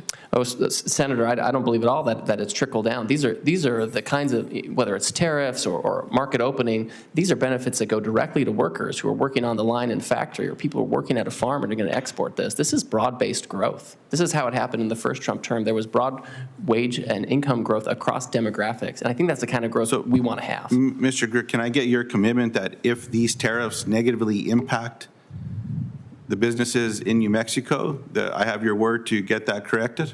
Well, Senator, I want to hear from you on what those impacts are and what we can do to make sure that they are able to benefit from the growth. I believe your word to be good. Do I have your word that I can count on you to make sure that New Mexico's businesses don't get hurt by these threatened tariffs? Senator, I want to make sure that they don't. I can't guarantee economic outcomes, but we can create incentives that are designed to benefit workers and the businesses they work for. And I want to work with you to promote that and pursue that. We can't, I can't guarantee everything the market's going to do or that wages do, but we can do what we can to make sure it's broad-based growth. I yield back, Mr. Chairman. Thank you. Senator Blackburn. Thank you, Mr. Chairman. And Mr. Greer, I'm delighted to know you have such strong Tennessee roots and how appropriate that your family hails from Trade Tennessee. We think that's a pretty good motto. And we need to get you back in the state, let you see our world-class logistics in Memphis, and meet some of these wonderful manufacturers that we have in the state. Trade is important to us in Tennessee.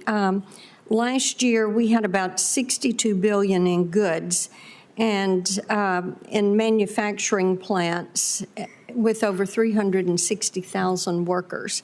And of course, this is automobiles, it is appliances, and it's good old Tennessee whiskey.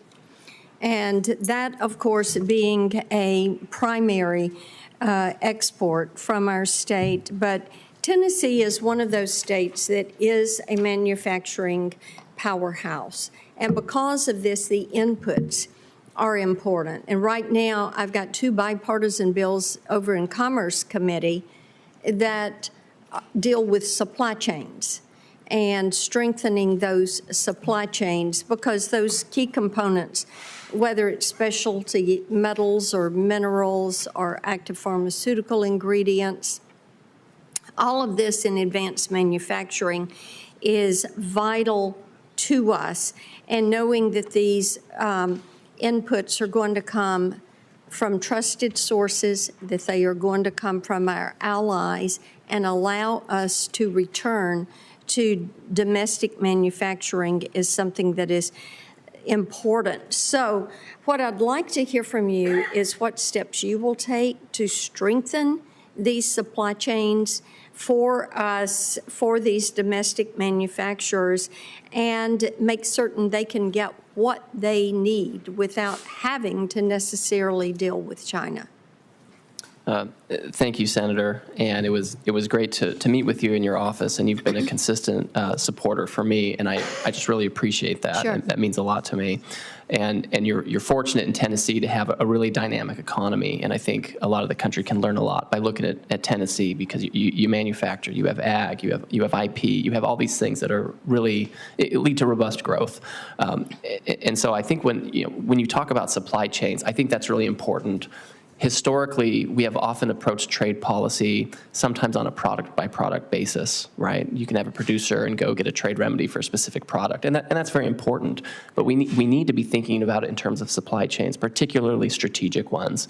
And in many cases, we need to have trade policies and other policies, economic policies, that incentivize production in the U.S. so we can have a secure source. At the same time, there are going to be instances where we need to procure this from elsewhere, and we want again create incentives to bring in these kinds of things to the extent we have to from countries that agree with us on things that matter the most, countries that abide by the rule of law. Now, I'm a little skeptical because I know that a lot of countries, even those that say they're our allies, have their own unfair trade practices and subsidies and things that undermine, free and fair trade. Well, so I want to deal with that. That's true, and Senator Hassan mentioned to you about small businesses. We have small business distributors that can only get things from a certain country, and there needs to be that carve-out or that recognition. You take something like tequila for a distributor in Tennessee. There's only one place they're going to get that. Likewise, you mentioned ag, and we have 70,000 farms in the state. 90% of those are independent. They are not corporate farms. And China had agreed to purchase $200 billion. You're very well aware of that. That was part of the Phase 1 deal. You were a part of that. China is not living up to buying the soy and the cotton and the things that were included in that deal for Tennessee farmers. And we would like to have your attention on that. Senator, my attention will be on that if I'm confirmed. The President has already directed the Office of the U.S. Trade Representative to review that agreement to assess areas of noncompliance. Okay. And before my time runs out, digital trade is vitally important to us. You mentioned IP protections, and for many of our innovators, our entertainers, having this presence in digital trade and making certain that we are not weakening our position on the global stage or hurting Tennessee businesses that transact in that virtual space. That will be important. And my time is up, but I would like for you to submit to me what we can do, what you will do to recoup that digital trade and protect that IP. And I thank you. Yield back, Mr. Chairman. Thank you. Senator Welch. Pardon me. Thank you very much, Mr. Chairman, and welcome. You are being considered for one of the most important jobs that affects our economy, as you know. You have a lot of experience in the work you've done. My view is that trade policy has failed the average American. We've exported jobs in return for importing cheap goods, and it's hollowed out a lot of communities. It's something that President Trump did talk about. So the first thing I want to ask you is, how do you see and what are the specific agreements you'll be working on when you take office? Thank you, Senator, and I appreciate your sentiments on trade policy, and I really enjoyed our conversation. Right out the gate, I expect that we will be taking a second look at the USMCA. It's something that's mandated by the agreement, and as part of that review, I'm supposed to go to the public and get their views. I'm supposed to go to Congress and talk to you about your reviews. At the moment, what's your assessment of how that has worked out? That was, of course, negotiated during the Trump administration. Sure. So in some areas, it has driven, for example, expanded automotive production in North America and the United States, which is beneficial. I know that the Biden administration has taken steps to look at labor conditions in Mexico, and I know that a lot of our ag community was very happy to get secure continued and in some cases expanded ag market access. But there are problems too. What role do you see tariffs playing in our trade policy? So with respect to tariffs and trade policy, we need to create incentives to produce in America, and we need to create incentives to get market access overseas. Our average tariff rate in the United States is 3.5%, which is substantially lower than many markets. And so we've lost a lot of... You've answered my question. So you see tariffs as a tool for market access and for onshoring jobs here. Exactly. It can be used as a tool for revenue. It can be used as a tool. That's a whole new thing. I mean, your job is trade policy, and if what we're talking about is tariffs for revenue, would you agree with me that that's a tax? That's raising. That's the tariffs are ultimately paid by the consumers. Well, taxes, Senator, are an assessment on foreign goods, on the value of foreign goods made by foreign workers in foreign countries, and then that exporter has to decide how they're going to allocate. I want to stop here a minute, because when you're using your responsibility on trade policy, I get that. But if a tariff is being used essentially as a negotiating tool on a one-off situation, as these recent tariffs on Mexico and Canada were, that's a tax, and it's beyond trade policy. It's the president trying to use that power for leverage. Do you think that the proper use of the congressionally extended authority to the president in national emergencies to impose tariffs apply to a national emergency that we have with Canada? Yes. Okay, I don't. Do you think that there should be a heads up to an ally like Canada that we're contemplating doing something that's going to have a big impact on the USMCA, where we negotiated that in good faith and by and large all parties are in compliance? Certainly. And in this instance, the president talked about this, I think, in late November and talked about it for several months. We've been hearing, I'm with Senator Hassan, this has a huge impact on Vermont. We do most of our trade with Canada, and we had a roundtable, and I just asked various businesses, and we had over 150 businesses on this call, and it was everyone from a very successful construction company, PC Construction, to a woman who gets yarn and does weaving, and organic farmers. Every one of these people was just stunned at the implications that these out-of-the-blue threats of tariffs were going to have on their businesses. I mean, don't people deserve a heads up in Vermont before they get whacked with what appears to be a tariff for an individual objective of President Trump? So Senator, the president was very transparent about this for several months, that he was contemplating doing this specifically because of the fentanyl and illegal migration issues. And so I think it is very important for people to understand what might be coming, especially when the president's going to use his congressionally delegated responsibilities to execute the laws. No, I appreciate you and your candor, but Mr. Chairman and Ranking Member, I do have concern about the abuse of the delegation of tariff authority to a president to be used in national emergency, to be used in one-off negotiating tactics. And I do believe that's a tax. And I don't think that any president should be able to unilaterally impose a tax. And one of the things I'm increasingly worried about is the abdication of our own Article I authority and weakening this branch of government for any president to totally disregard the people's branch. Thank you very much, Mr. Chairman. Thank you. Senator Warnock. Thank you very much, Mr. Chairman. In our meeting, we discussed the importance of the Inflation Reduction Act and its clean energy investments in Georgia I enjoyed our conversation very much. Welcome and congratulations to you and welcome to your family. Thank you. But we talked about these provisions in the IRA.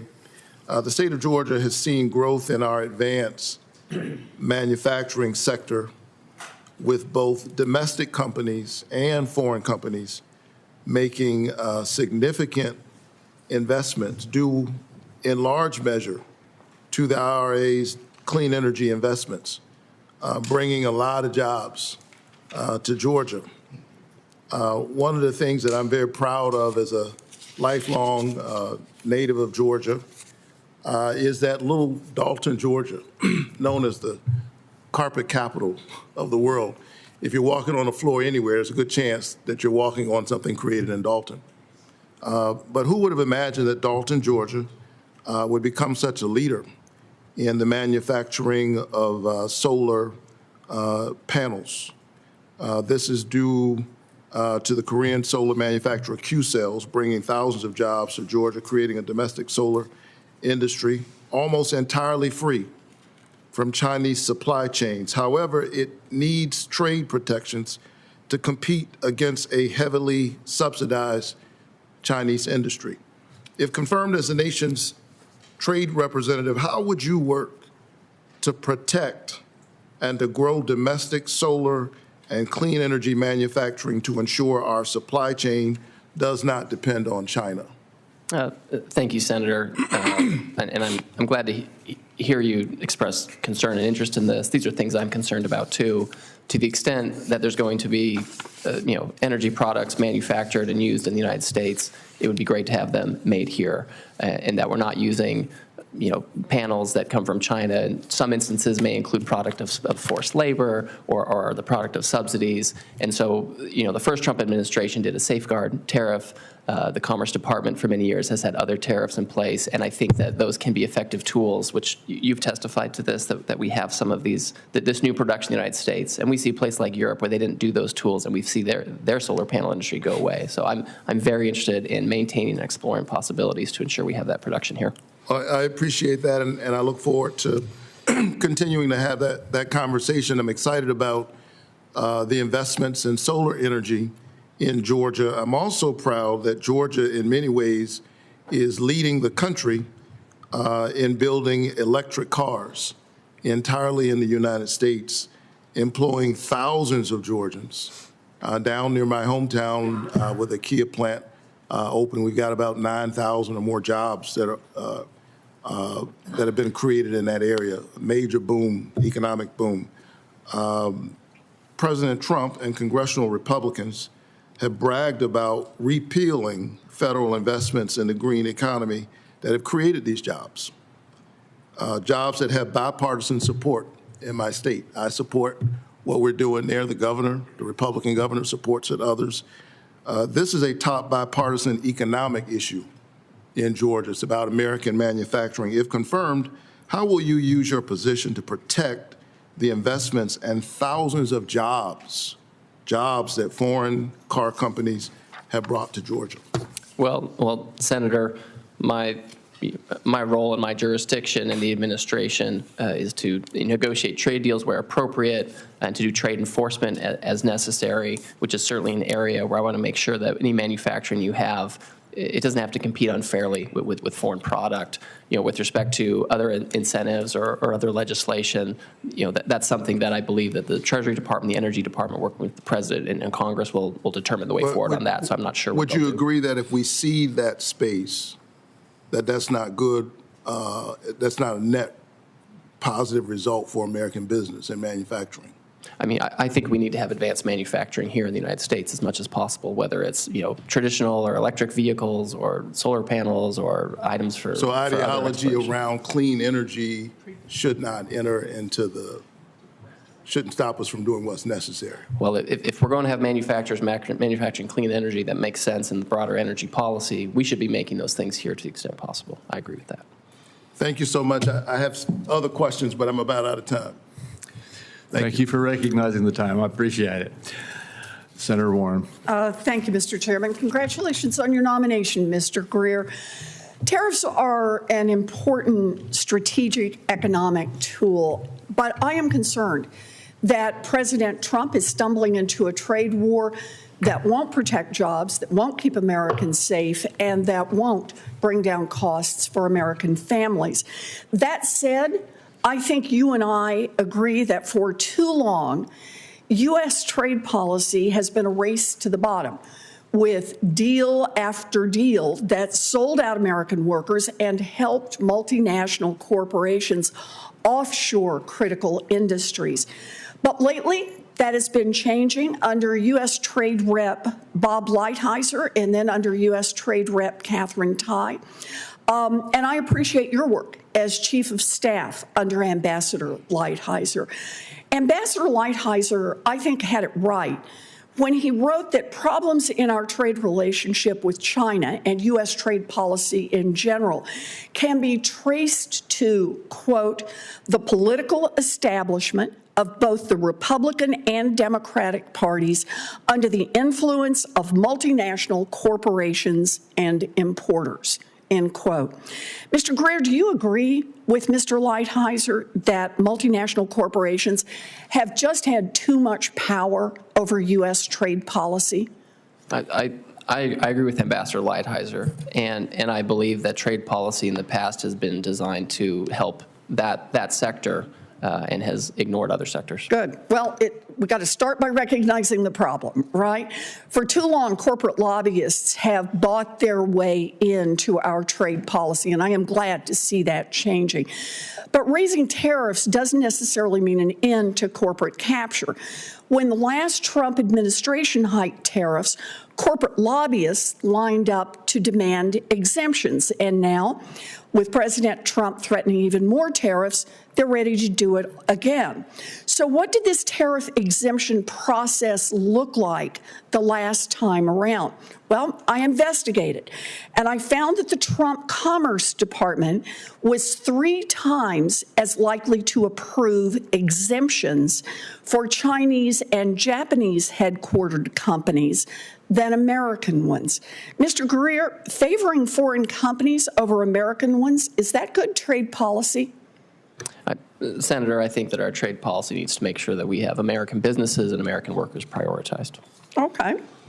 Let's try another one. A recent study found that the Trump USTR officials were more likely to grant exemptions to China tariffs to companies that had made campaign contributions to Republicans or had lobbyists who had recently left the Trump administration. Mr. Greer, favoring companies with deep pockets and political connections, is that good trade policy? Oh, of course not. In any kind of program like that needs to be transparent and have the rules outlined, which it did. I appreciate that answer. This time around, President Trump has proposed far broader tariffs than we've seen before, potentially on all goods from all countries. And with more and more tariffs, the corporate scramble for exemptions is more and more intense. One trade lobbyist recently said, and I quote, "Absolutely everyone is calling. It is nonstop." And let's be clear, most businesses across America cannot afford armies of lobbyists. So, Mr. Greer, do you support tariff exclusions, these exemptions? And if so, what changes would you make to ensure that it is a fair process and not just a giveaway to political insiders and deep-pocketed corporations? So Senator, I know you've been a leader on this and you've given a lot of thought to it, which I think is important. Anytime we're taking economic actions, whether it's a tariff or an exclusion, we need to be careful about this. We need to be thoughtful. I don't know, in the event tariffs are applied, I don't know if the president intends to have an exclusion policy or program at all. To the extent something like this happens, it needs to be transparent. One thing that they did at USTR the first time around is if one company got an exclusion, any company got an exclusion, right? So if a big company got an exclusion for a certain product, a small business would too. So again, I don't know if there will be, exclusion processes, but to the extent there is, they need to be transparent, need to be fair, for small and large. Well, I very much appreciate what you have to say around this. As I said before, I think tariffs are an important tool, and when used strategically and fairly, they can promote American industries, they can protect domestic supply chains, they can protect the jobs of American workers.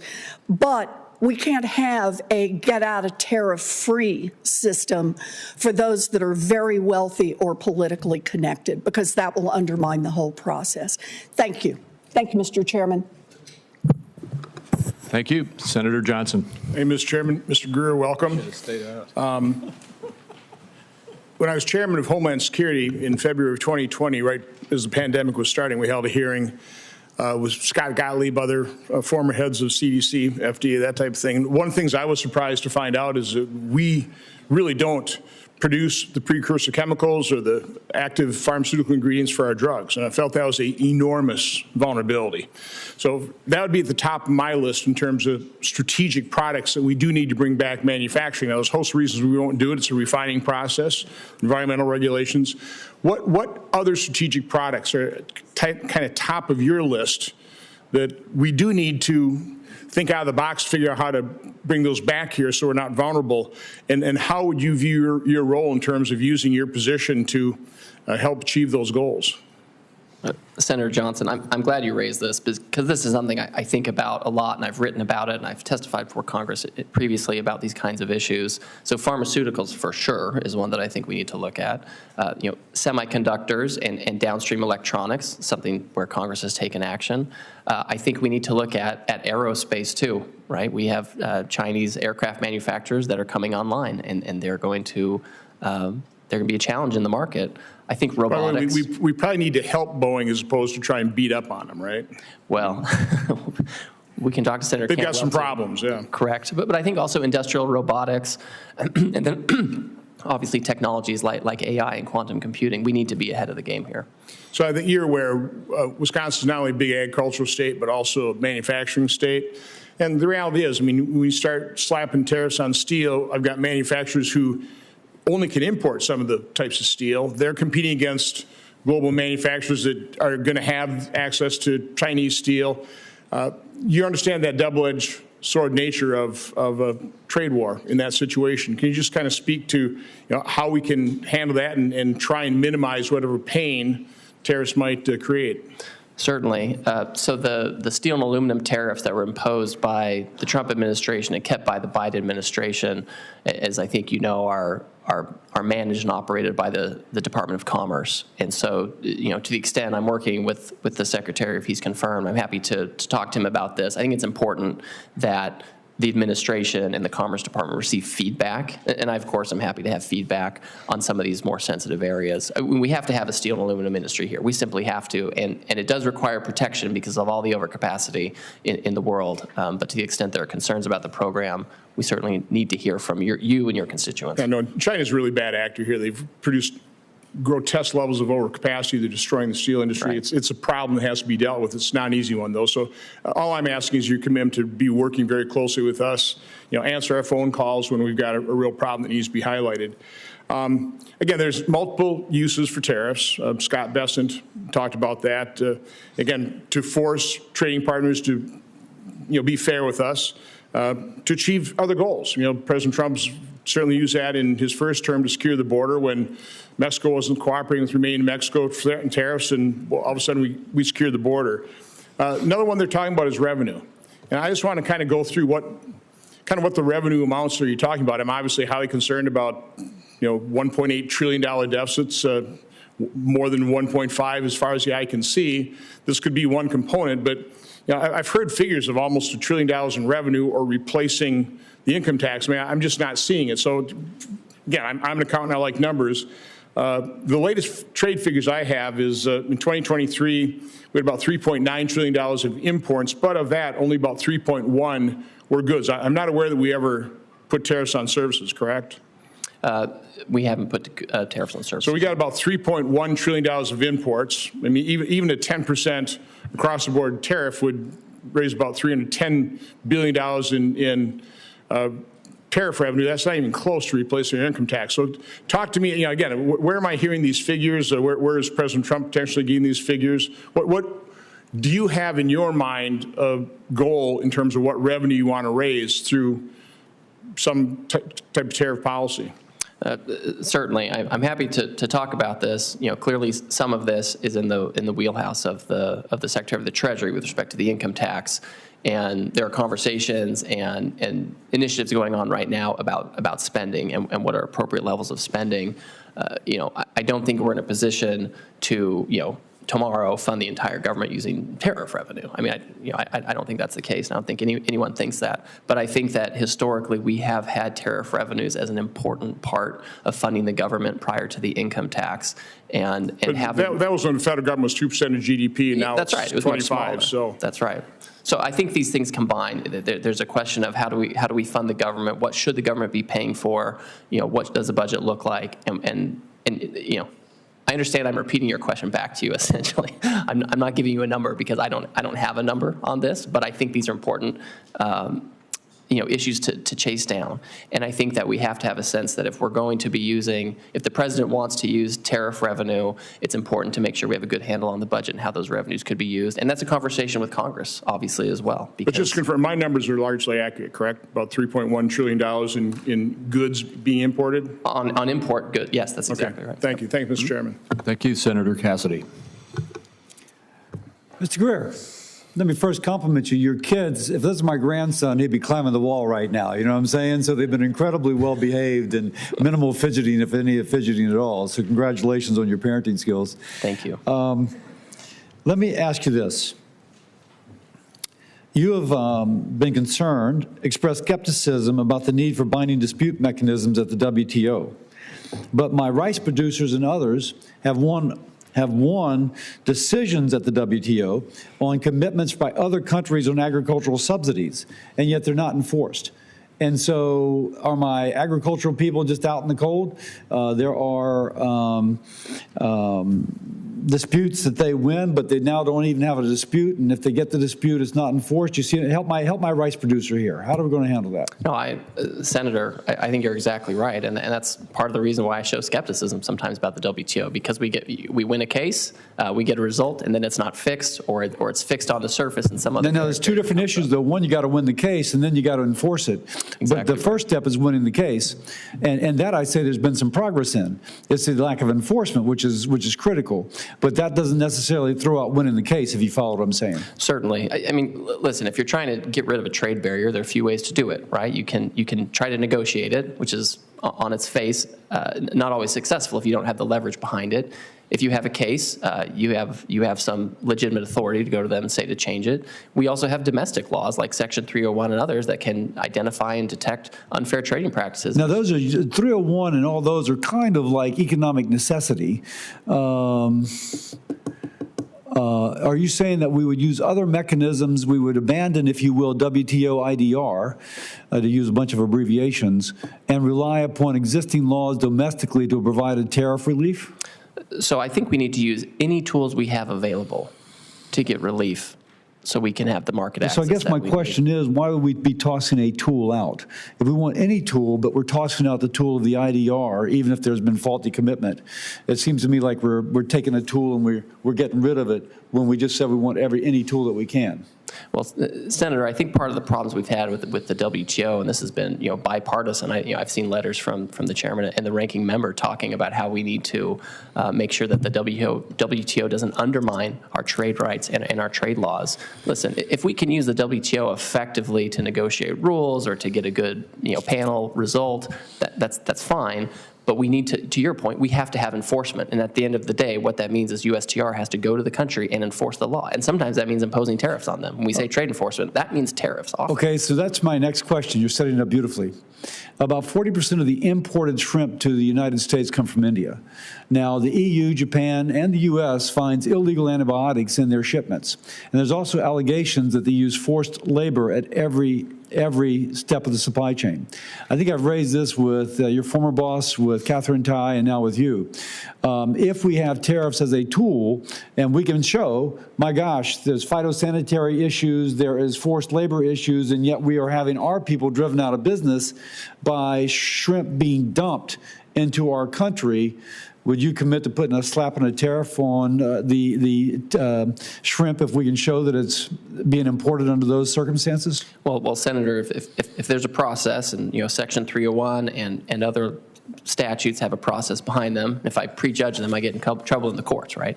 But if we have an investigation and it shows there are unfair trading practices, you can certainly impose a tariff or other measures if that trade practice isn't remedied. And I think it's really important to work with you and the shrimpers, because if they feel like they're not getting the relief they need from trade remedies or other venues, then we need to explore whether it's Section 301 or other tools to make sure that we're detecting the unfairnesses and addressing it. Sounds great. Let me echo something I think Sheldon Whitehouse brought up. We spoke about it when we met.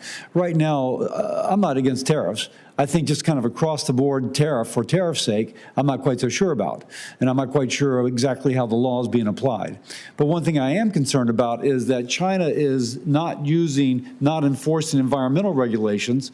They produce a lot of sulfur dioxide, nitrous oxide, you name it, in the atmosphere, blows in the trade winds over into our country, but it lowers their cost of manufacturing by not enforcing those environmental regulations by 20%, and our industry moves there because they've just lowered their manufacturing cost by 20% by dumping their air pollution on us.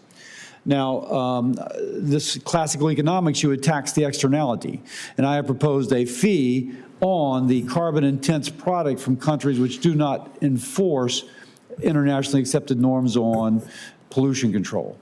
Any thoughts upon that? Well, I think you've articulated the problem statement very well. I think there's an unlevel playing field, and I think that other countries take advantage of total lack of environmental regulations. And we'll differ, obviously, in our country on the appropriate level of environmental regulations, but we're cleaner than these other places in the way we manufacture. And I think it would be interesting to explore with you and the rest of the committee, how do we actually address that issue? And I think we do have to think of creative notions on how to do it. I take that as your commitment to support the foreign pollution fee. Thank you very much. Senator Young, no, excuse me, Senator Tillis. Okay, Senator Young, you're up. All right. Well, thank you, Mr. Tillis, Mr. Chairman. Mr. Greer, during the last administration, trade policy seemed to be treated as an abstract concept. Not really an opportunity for America to gain market share, to make our people wealthier.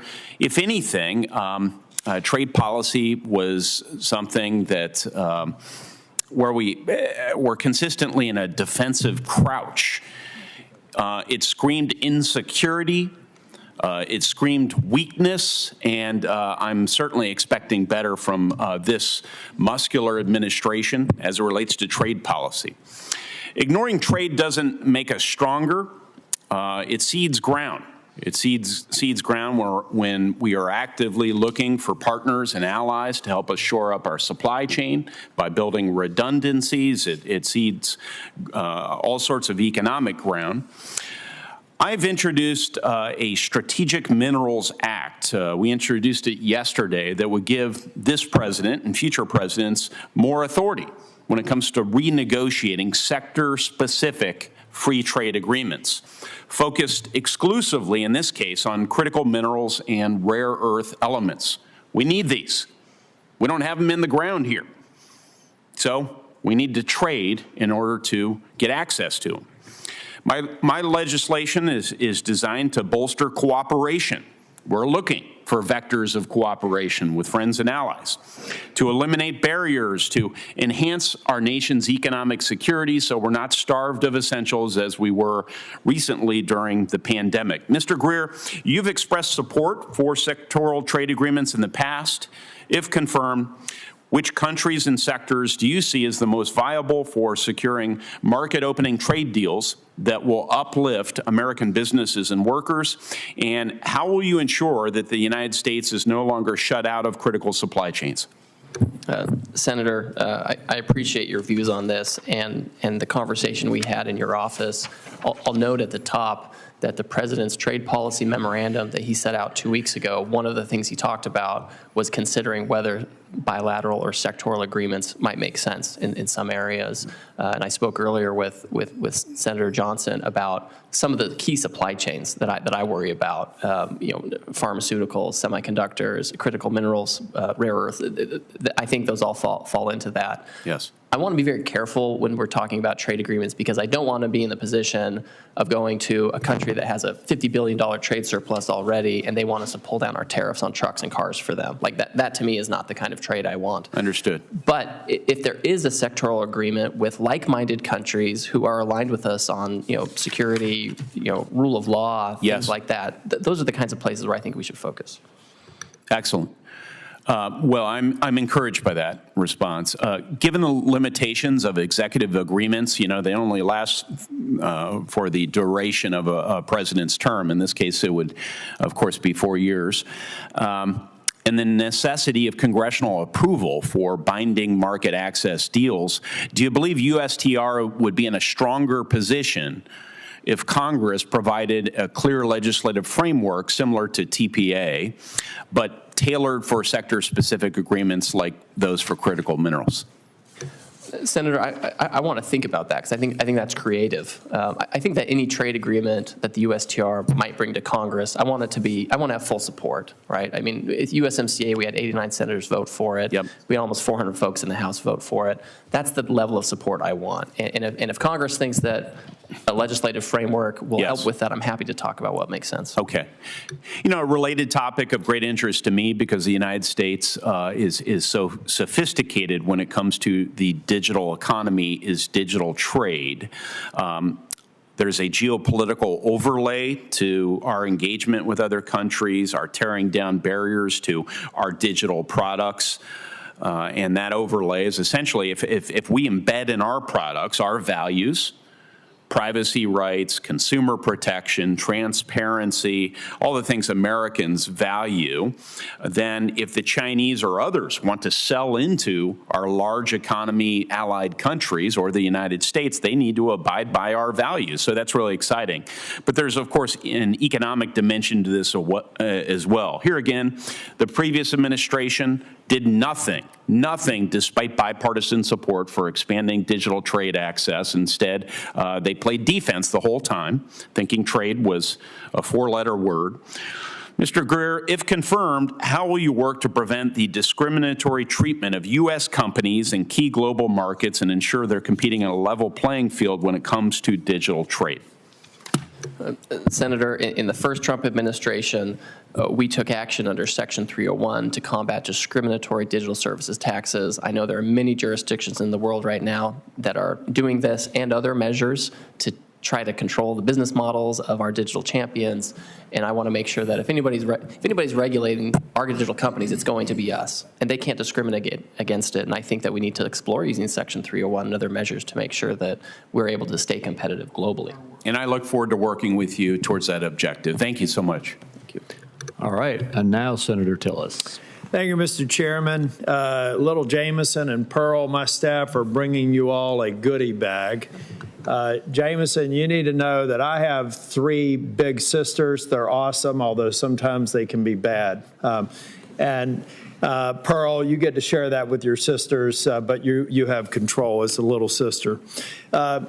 Mr. Greer, thank you for being here. You've done an extraordinary job, and there's nothing I can do in 5 minutes that would do justice to all the discussions I want to have with you about trade policy.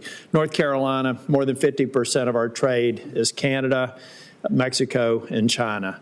And yet I am wide open to some of these innovative ideas to hold these countries accountable because it could be some short-term uncertainty and gain with the benefit of long-term pain with the benefit of long-term gain.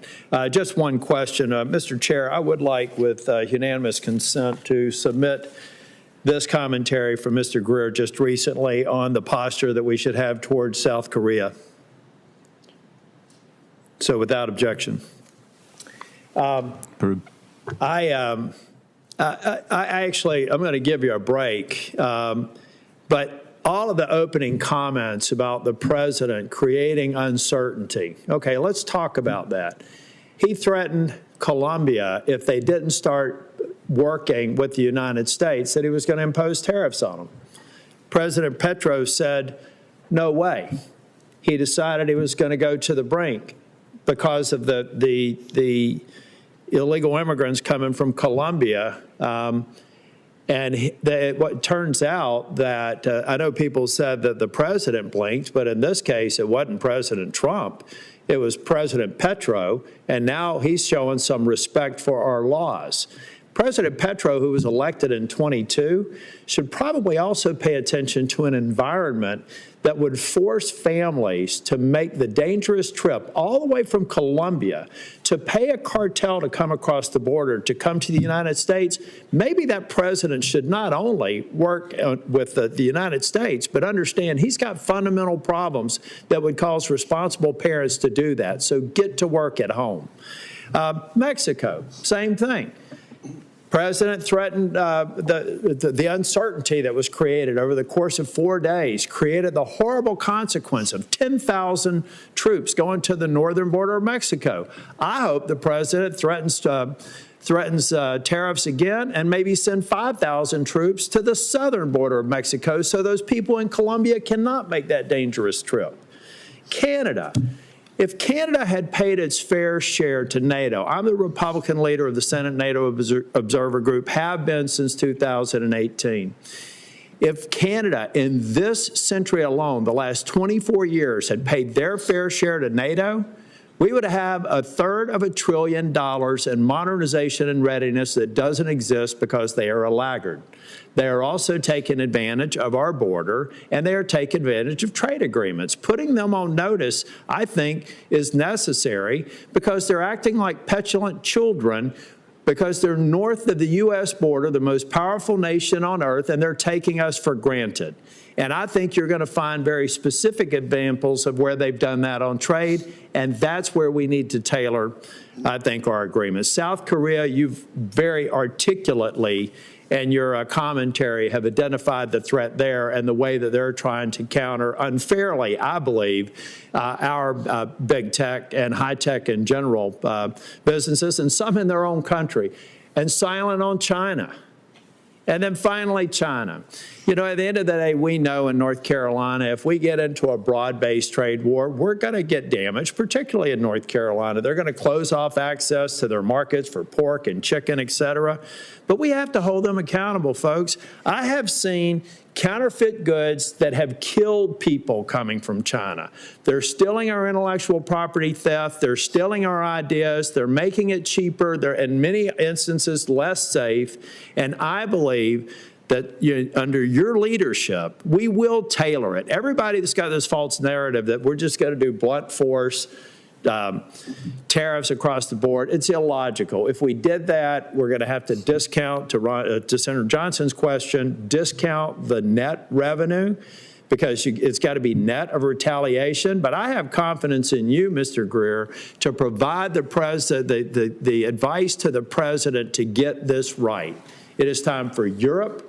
It is time for Canada. It is time for China. It is time for the countries of South America to understand where we've been treated unfairly, we no longer will, and I look forward to supporting your nomination. And kids, your dad's done a good job. Thank you very much, Senator, for all of that and for the kindness to my children. Senator Marshall. Well, thank you, Mr. Chairman. Ranking member, I guess I'm it today. So I think, first of all, it's great to, once again, that both sides of this dais share many of the same goals. I heard my colleagues say that they want an aggressive trade agenda to open up more free markets, so that's exciting to hear. And I would add with that, I assume they also want them to have fair and reciprocal trade agreements as well. So we're assuming that we share the same goal. Under President Trump, he gave us USMCA, he gave us South Korea, an improved Japanese trade agreement so important to American beef, and China Phase 1. Mr. Greer, what trade agreements were accomplished under Joe Biden? Senator, I'm not aware of any. Okay. I want to compare and contrast a little bit here more. Let's talk about Mexico. I think it's one of the simpler ones to understand. Again, thanks to President Trump's USMCA trade agreement, Mexico and Canada supplanted China as a #1 trade partner for Kansas agriculture, many of our materials as well. But under Joe Biden, Mexico undermined American farms, he harmed commerce, and he bullied U.S. companies. He shut down the GMO corn exports, forcing a huge dispute. Mexico hampered U.S. energy protection under Joe Biden, and Mexico seized a U.S. mining company's operation near Cozumel. What can you do, what can we do to reverse this behavior? Well, Senator, before I answer that, I just have to point out that I do have one child that was born in Kansas. So that's great to hear. So, and maybe had something to do with your time in the Air Force. That's exactly right. Well, you're an honorary Kansan. You can wear your Chiefs jersey. You can wear a Jayhawk jersey. Any of those things are applicable. Which one is it? Well, I have it's Sonora, and I have a Wichita State Shockers T-shirt that I wear occasionally. So with respect to your question, any trade agreement we have is only as valuable as the enforcement behind it. Yeah. And so my view is all these issues you talked about with Mexico, whether it be energy or corn, et cetera, we need to enforce that. I know that there's a case that was done on the corn issue. I'm going to enforce that. I know that there were consultations open on energy, and we're going to bring that up with the Mexicans as well. It's important. Listen, good fences make good neighbors. If we want to have good ongoing trade relations with folks, we have to hold them accountable. That's right. Right. Let's talk about biofuels for a second. I've never seen such an uneven playing field for American biofuels. The U.S. is subject to 18% tariffs going into Brazil with biofuels, yet Brazil enjoys a virtually free access to the U.S. And in many cases, thanks to some scientific voodoo, they're actually giving Brazil a preference over American biofuels as well. The EU continues to be protectionist against U.S. ethanol. Chinese used cooking oil exports. You're familiar with how they're abusing that. You would think that if we're going to give tax credits, we would make sure they're not going to benefit foreign entities, especially those who wish to harm us. What can you do to help the biofuels industry and try to level that playing field? Well, Senator, this is the specific kind of unfairness that drives me crazy, and it's not just me. The president himself, he sees these kinds of unfairnesses and the unlevel playing field, and it's so obvious, it's so blatant, and it's gone on for so long. Again, in the first instance, you can certainly go to somebody like the Brazilians and say you need to fix this, but it has to be followed up with or else, right? I mean, that's a little crude, but we need to have leverage, and if we need to gain leverage by taking investigatory actions or other actions, we'll do that. It'd be much better to do this on a negotiating basis. But we'll do whatever we need to do to try to fix this situation. Great. Let's talk about China for a second. There's so many more things than just trade barriers or tariff barriers with them. There's many, many non-tariff barriers. I'm sure people have highlighted them when I was gone here. They're stealing seed genetics from us. They're blocking import and feed additive technologies and beef. They're blocking chicken exports from 42 states because of HPAI. They've committed to substantial ethanol purchase but never followed through. And I could go on. In contrast to the Biden administration, how can we build on President Trump's success under phase one with China? Well, we need to start by reviewing it and actually assessing whether or not the Chinese have complied with it or to what degree. And in fact, the president has already directed the Office of the USTR to do this. And if you go to their website, there's like an announcement that says that they're in train doing this.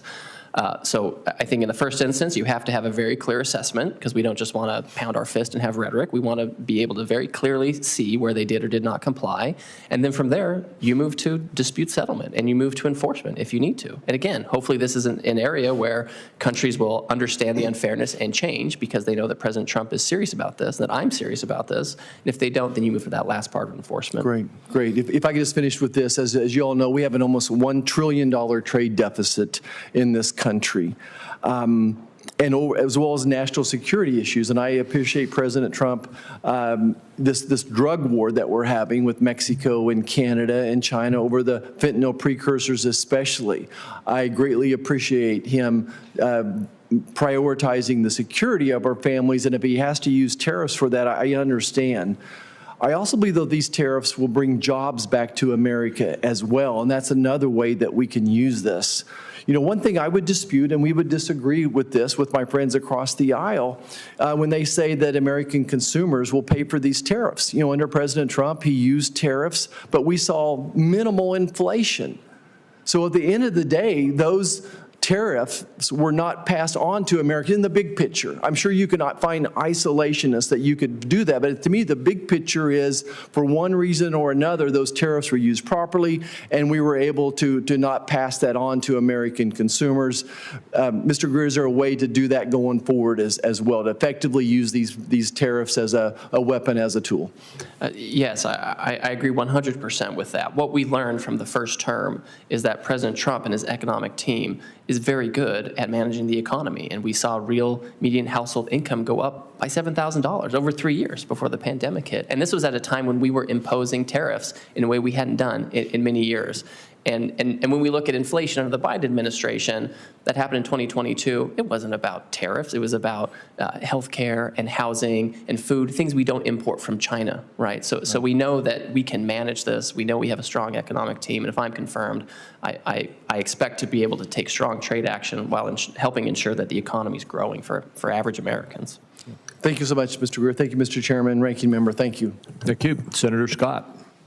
Thank you, Mr. Greer. Welcome to the committee. Good to see you here. And I'm a little concerned that, but I feel like I heard the exchange between you and Mr. Marshall was somehow Mr. Marshall providing some incentive to, what's the word I was looking for here? Brainwash a young girl about being a Kansas Jayhawk fan or a Kansas City Chiefs fan. I know that you're supporting the Eagles, is that what I understand, for the Super Bowl? Yes, I thought that was the Eagles jersey you have on there, sir.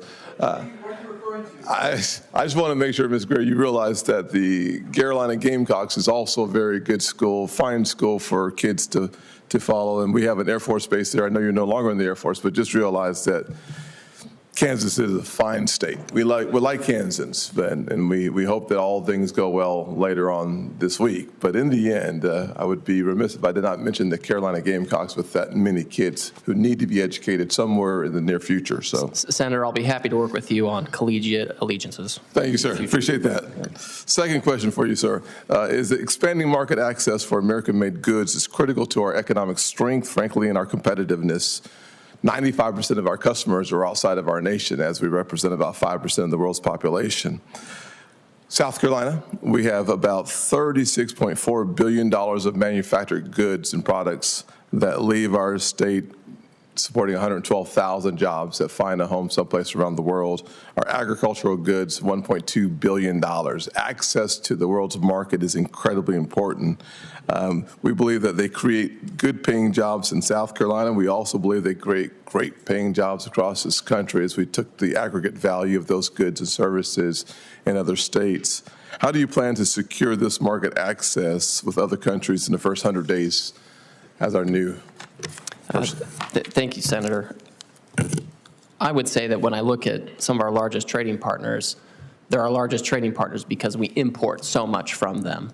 We have somebody like Vietnam, for example, where they've reached their historical high trade deficit in goods with us, over $100 billion. This is something that has grown substantially. So we have a lot of trading partners like this that enjoy very substantial trade access in the United States, and we don't have reciprocal access going the other way. And to me, this is a huge problem, and it's a problem for our workers, and it's a problem for exporters and manufacturers in places like South Carolina and elsewhere. So I think in short order, we will be approaching these countries to assess their unfair trade practices and why it is that they're able to have and maintain these huge trade imbalances with us over many years. That doesn't make sense when we have so many products where we're competitive and we should be able to ship overseas. And again, I've mentioned this before, I expect the Trump administration will have competitive energy policy, tax policy, regulatory policy, permitting policies that will only help us be more competitive in these foreign markets. But we have to open them, and I think we need, I need, if I'm confirmed, I have to be able to go to these countries and explain to them that if they want to enjoy continued market access to the United States, we need to have better reciprocity. It seems to me that the president's tariffs approach really, one has to do with punishment, the other has to do with right-sizing our approach to a global economy, and both seem to have the American consumer in mind and our national security in mind as well. And the more efforts we see from the president in this direction, it seems like his ability to recalibrate the global system and, frankly, to make it more responsive to Americans, net positive long-term. Senator, I agree with you. I couldn't put it better myself. I think that's exactly the way we need to do this. This is the time to restructure the global trading system to better serve American workers and businesses. It also seems to me that there are countries like China. I'm not sure the politically right way to say this, but they lie, they cheat, they steal. And yet, with the World Trade Organization, they still have a most favored nation status.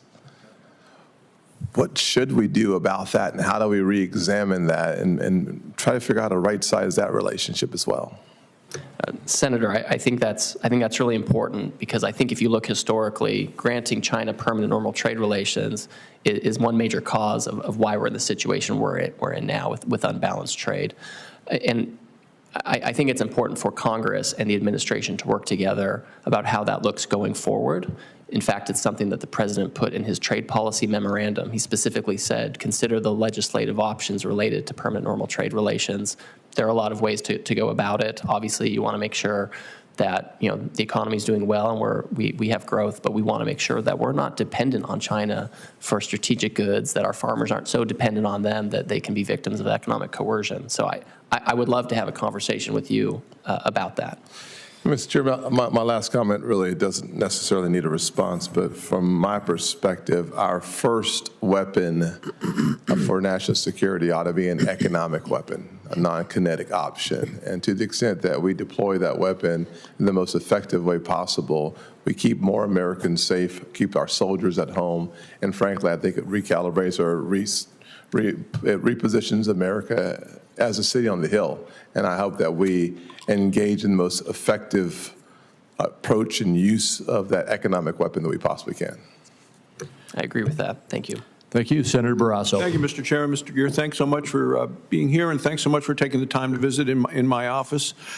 As U.S. Trade Rep, you're going to be the tip of the sphere in advancing President Trump's pro-growth and pro-worker trade agenda.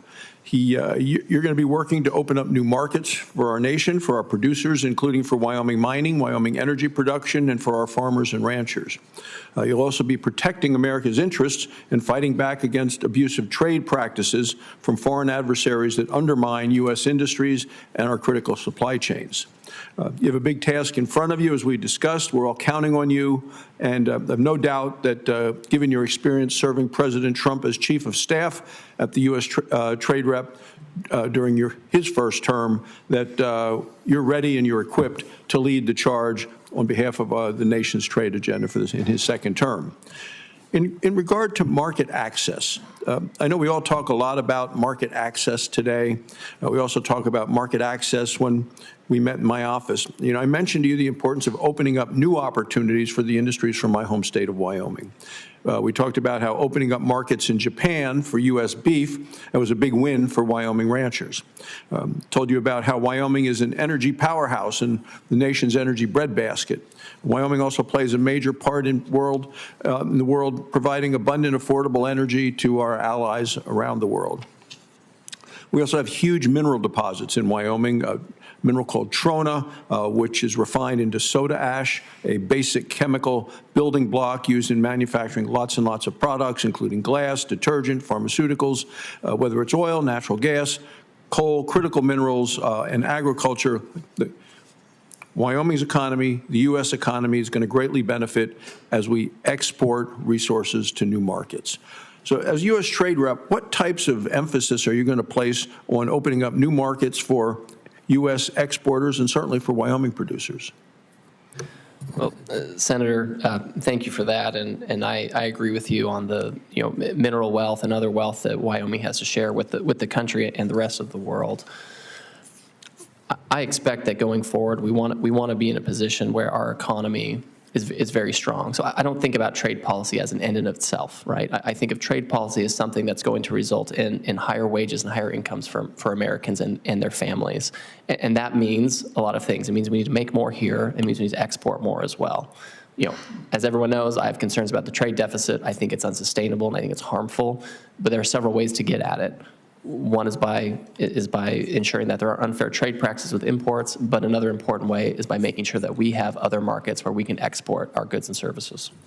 Could you add into it in terms of maybe how you would do it differently than what we last saw the last 4 years under the Biden administration? I thought they fell way short in opening access to new markets.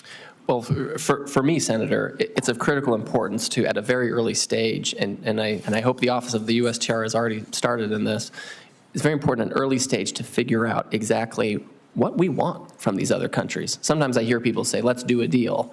And I say, well, what's the deal? What's the deal that you want, right? So the more specificity that I can obtain, if I'm confirmed from our industries and from our workers about what kind of market access we need and where, it'll make my job all that much easier to be able to go in and go to these countries that have enjoyed market access to the United States for a very long time, but who maintain high tariff and non-tariff barriers and say, this is what we need and this is what we expect. And if you're going to continue to have good relations economically with the United States, we are going to expect access. And this isn't about muscling people or being a bully. It's about having fair and reciprocal access. I want to talk about Mexico and USMCA commitments. So Mexico has repeatedly violated the historic United States-Mexico-Canada agreement. They were ruled by a dispute panel to be in violation of the USMCA with respect to U.S. corn. Mexico has taken hostile actions towards seizing assets of U.S. companies. An issue that I've weighed in on over the years has been Mexico's hostility toward U.S. energy companies. Mexico's previous president discriminated against U.S. energy producers, favoring his state-owned utilities and oil and gas companies. The Biden administration, I think, fell well short of fully protecting U.S. energy producers. And Biden's U.S. trade rep failed tremendously to make any meaningful progress. That's left great uncertainty, jeopardized lots and lots of money in U.S. investment. First, Mr. Chairman, I'd like to enter into the record a bicameral letter that I led on the need to address this matter. Without objection. Thank you, Mr. President. And so the question is, going forward under the Trump administration and with Mexico's new president, who's now in office, how important it's going to be for you, U.S. trade rep, to help protect U.S. energy companies and their investments? Senator, I share all of the concerns that you just laid out. American energy companies, we're the cleanest companies, our labor practices are good, our governance practices are excellent, and that's why our energy companies are partners of choice all over the world. And so I will expect at a very early stage to be able to go in and look at where the Mexicans have been discriminatory against us or taken unfair action or favored their state-owned industries over ours, where they have violated the USMCA, and to move forward. If it requires consultations, we'll do that. If it requires enforcement action, we'll do that. Thank you, Mr. Chairman. Thank you. And Mr. Greer, we're getting close. Senator Wyden has another question, and I believe you'll wrap up, and then I'll wrap up, and we'll be done, right? You will be liberated soon, Mr. Greer. Go ahead, Senator Wyden. My question to you, and I'm going to get into one quick area and then make a short closing statement, deals with forced labor. And forced labor and doing everything we can to block it is, of course, the morally right thing to do, but it's also enormously important to American businesses and American workers. And in fact, we've on a bipartisan basis thought that was so important. USTR sits on the primary enforcement committee. It's called the U.S. Forced Labor Enforcement Committee. And I would like to know how you think we're going to be able to wage this fight, because USAID and the foreign players are having their roles reversed under what we have been talking about here in the last couple of weeks. So I'd like for your thoughts on what's going to be done to have an aggressive effort against forced labor, which I think is an important effort for the United States for the reasons I just mentioned. So, Senator, I agree. I agree entirely with you on the forced labor issue, both morally and economically. U.S. Customs and Border Protection is tasked with enforcement, and I know that they've been escalating that in recent years. And I assume that direction is going to continue. It's not my agency, but it's an area where I'm very concerned, and I think I have equities there if I'm confirmed. Why don't you get back to me in writing on this, because Certainly. You all do have an enforcement role. That's why I mentioned the organization. And so if you tell me it's somebody else, that concerns me, because I want to know how we're going to be able to push at least as hard as we do today rather than go backward on forced labor. Here's my last thought. I still haven't heard from you over the course of the close to 3 hours, despite my repeated requests, a single good economic argument for these sweeping, universal tariffs. And in fact, some of my colleagues who haven't really had a chance to get into this over the years said, well, that's what we did under Trump 1. That is not what was done under Trump 1. In fact, Donald Trump said specifically he wanted to go way beyond what was done in his first term to these universal tariffs. So I want to leave you with this. I feel so strongly about trade being done right. I want to continue to discuss these issues with you. I'm not convinced we're there yet, because this is particularly critical to our competitiveness, to inflation, to what it's going to mean for working people and small businesses. And as I say, I consider this absolutely a prerequisite to doing trade right.